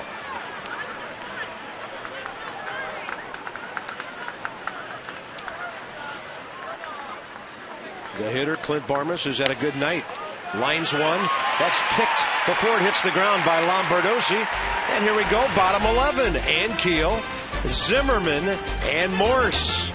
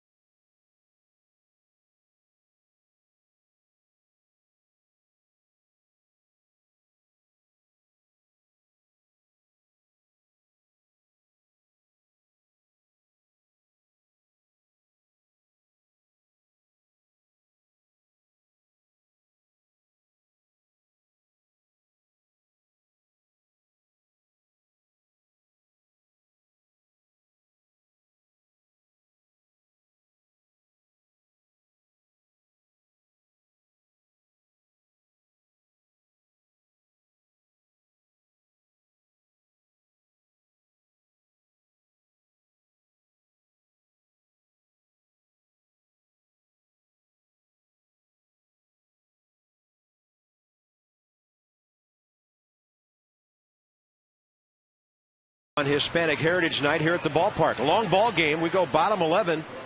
And for the Nats, it'll be 2, 3, and 4 in a 3-3 game. Jimmy Paredes will stay in and play third base for the Astros after he ran for Chris Johnson. Second inning of work for the right-hander Lucas Harrell. And he'll face Rick Ankiel, Ryan Zimmerman, and Michael Morse. Or will he face them all? Strike one. First pitch changeup. Ankiel, a walk, a run scored, a base hit, 1 for 3 tonight.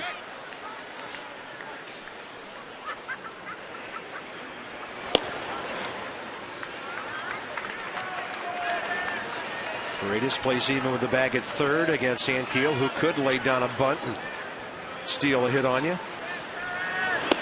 And that's a fastball to the outside corner, 1-2.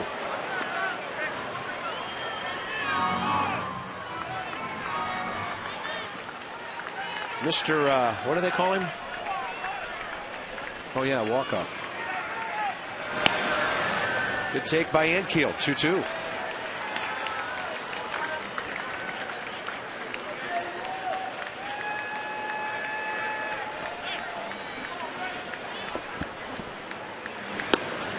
inside, and Ankiel works the count full. He's already walked once tonight.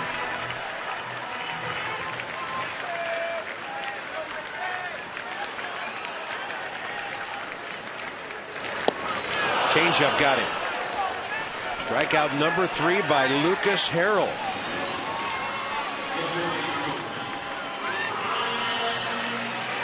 Phillies here August 19th. Friday night.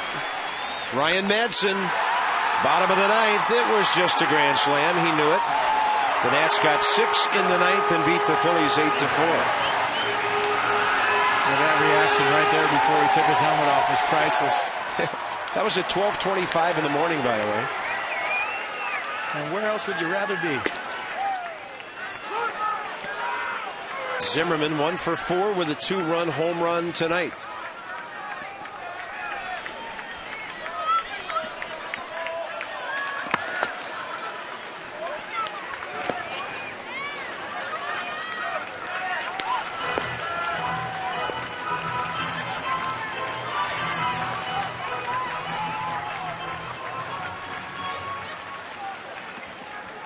Outfield extremely deep in center and in left.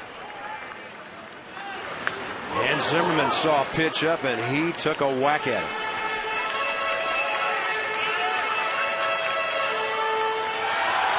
I'll tell you what, that fastball right there was about a couple of inches away if it had any kind of play from being another highlight. Pretty good pitch. If you're going to go in there, and he did.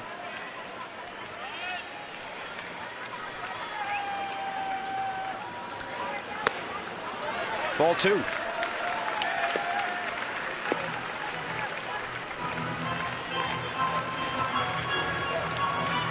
Nats looking for their first hit since the 7th inning.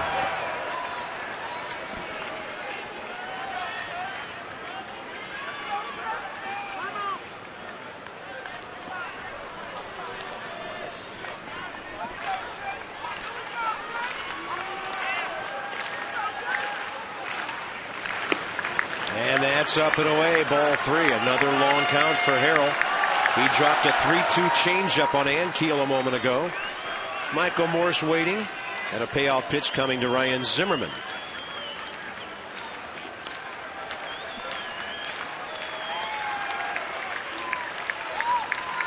Four shakes, 5 shakes. And he throws upstairs, winning runs on. 5 shakes to a walk. Would the Nats run for Ryan Zimmerman here? Maybe with Michael Morse in, you don't have to worry about it. Extra base hit guy. May 27th was his time. That was a Friday night. After a rain delay, just like Zimmerman's, the Nats beat the Padres 2-1 in a leadoff homer against Mike Adams. At the time, it was Morse's 6th home run of the year before he really took off. Did he stop? Yes. I'll tell you what, for a team 11 games under 500, they have had some amazing moments here at Nats Park this year. Home record of 39 and 32. Nats need 3 more. Just 2 more home wins to clinch a home winning record, but they want to go far beyond that. That's inside. And that's a good take. You're 1-0, you're all systems go. You're thinking the same things that we're thinking, that the fans are thinking at home. And you hold up like that, that's a good take. Even last year when the Nats won 69 games, they were 41 and 40 at home. They'd like to go well beyond that. 2-0. And that's inside.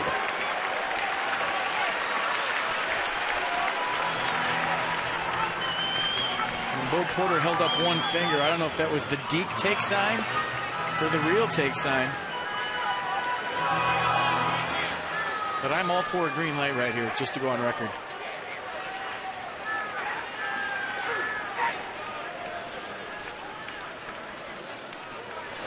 That's a slider outside. Now the winning run's at second base. Good at bat. No hits against Harrell. who has struck out 3, but now he's walked 3. And you've got Jason Worth coming up.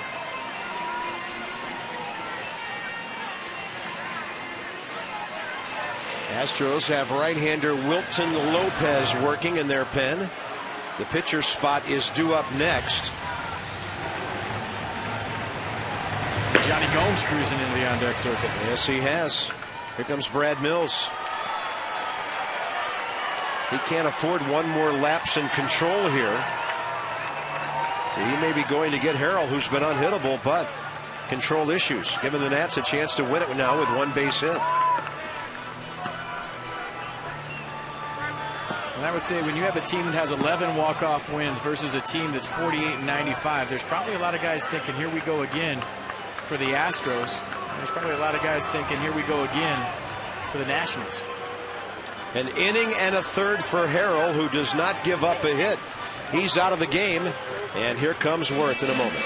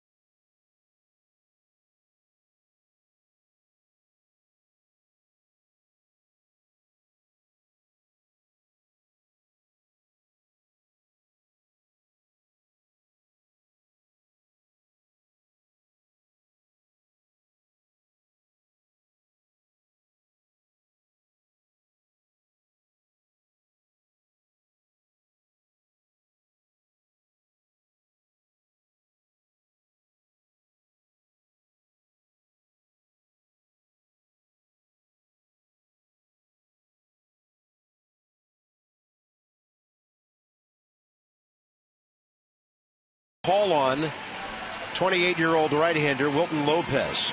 65th appearance. 49 strikeouts in 64 innings, and the league hitting .268 against him. So not by any means an overpowering strikeout pitcher.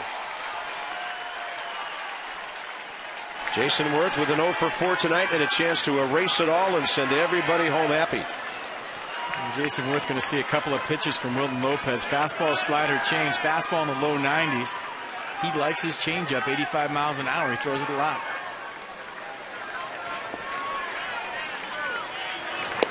And that one tails inside for a ball.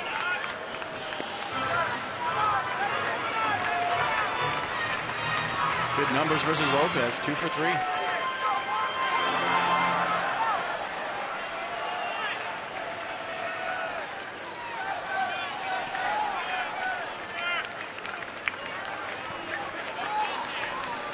Winning run, second base. And Worth will take one. Trying to get a look at a pitcher he hasn't seen, at least in a while. And the count's 1-1.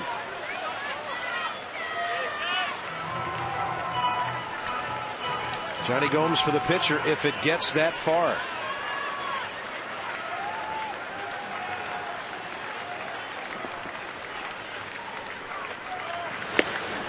Jason Worth career is 2 for 3 against Wilton Lopez with a double and a couple of walks.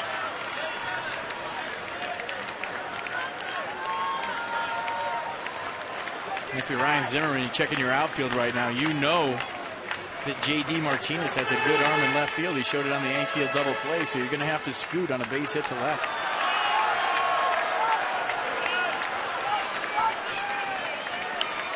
Two-one. Worth will bounce it left side, and tumbling is Paredes. Throws it into right field. Nationals win the game on a throwing error by the third baseman who just came in. Washington wins it 4-3 in 11.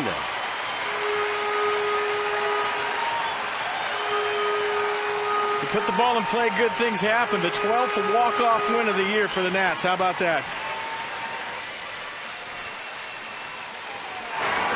Ryan Zimmerman racing home, and Houston's going to cost themselves a second unearned run tonight.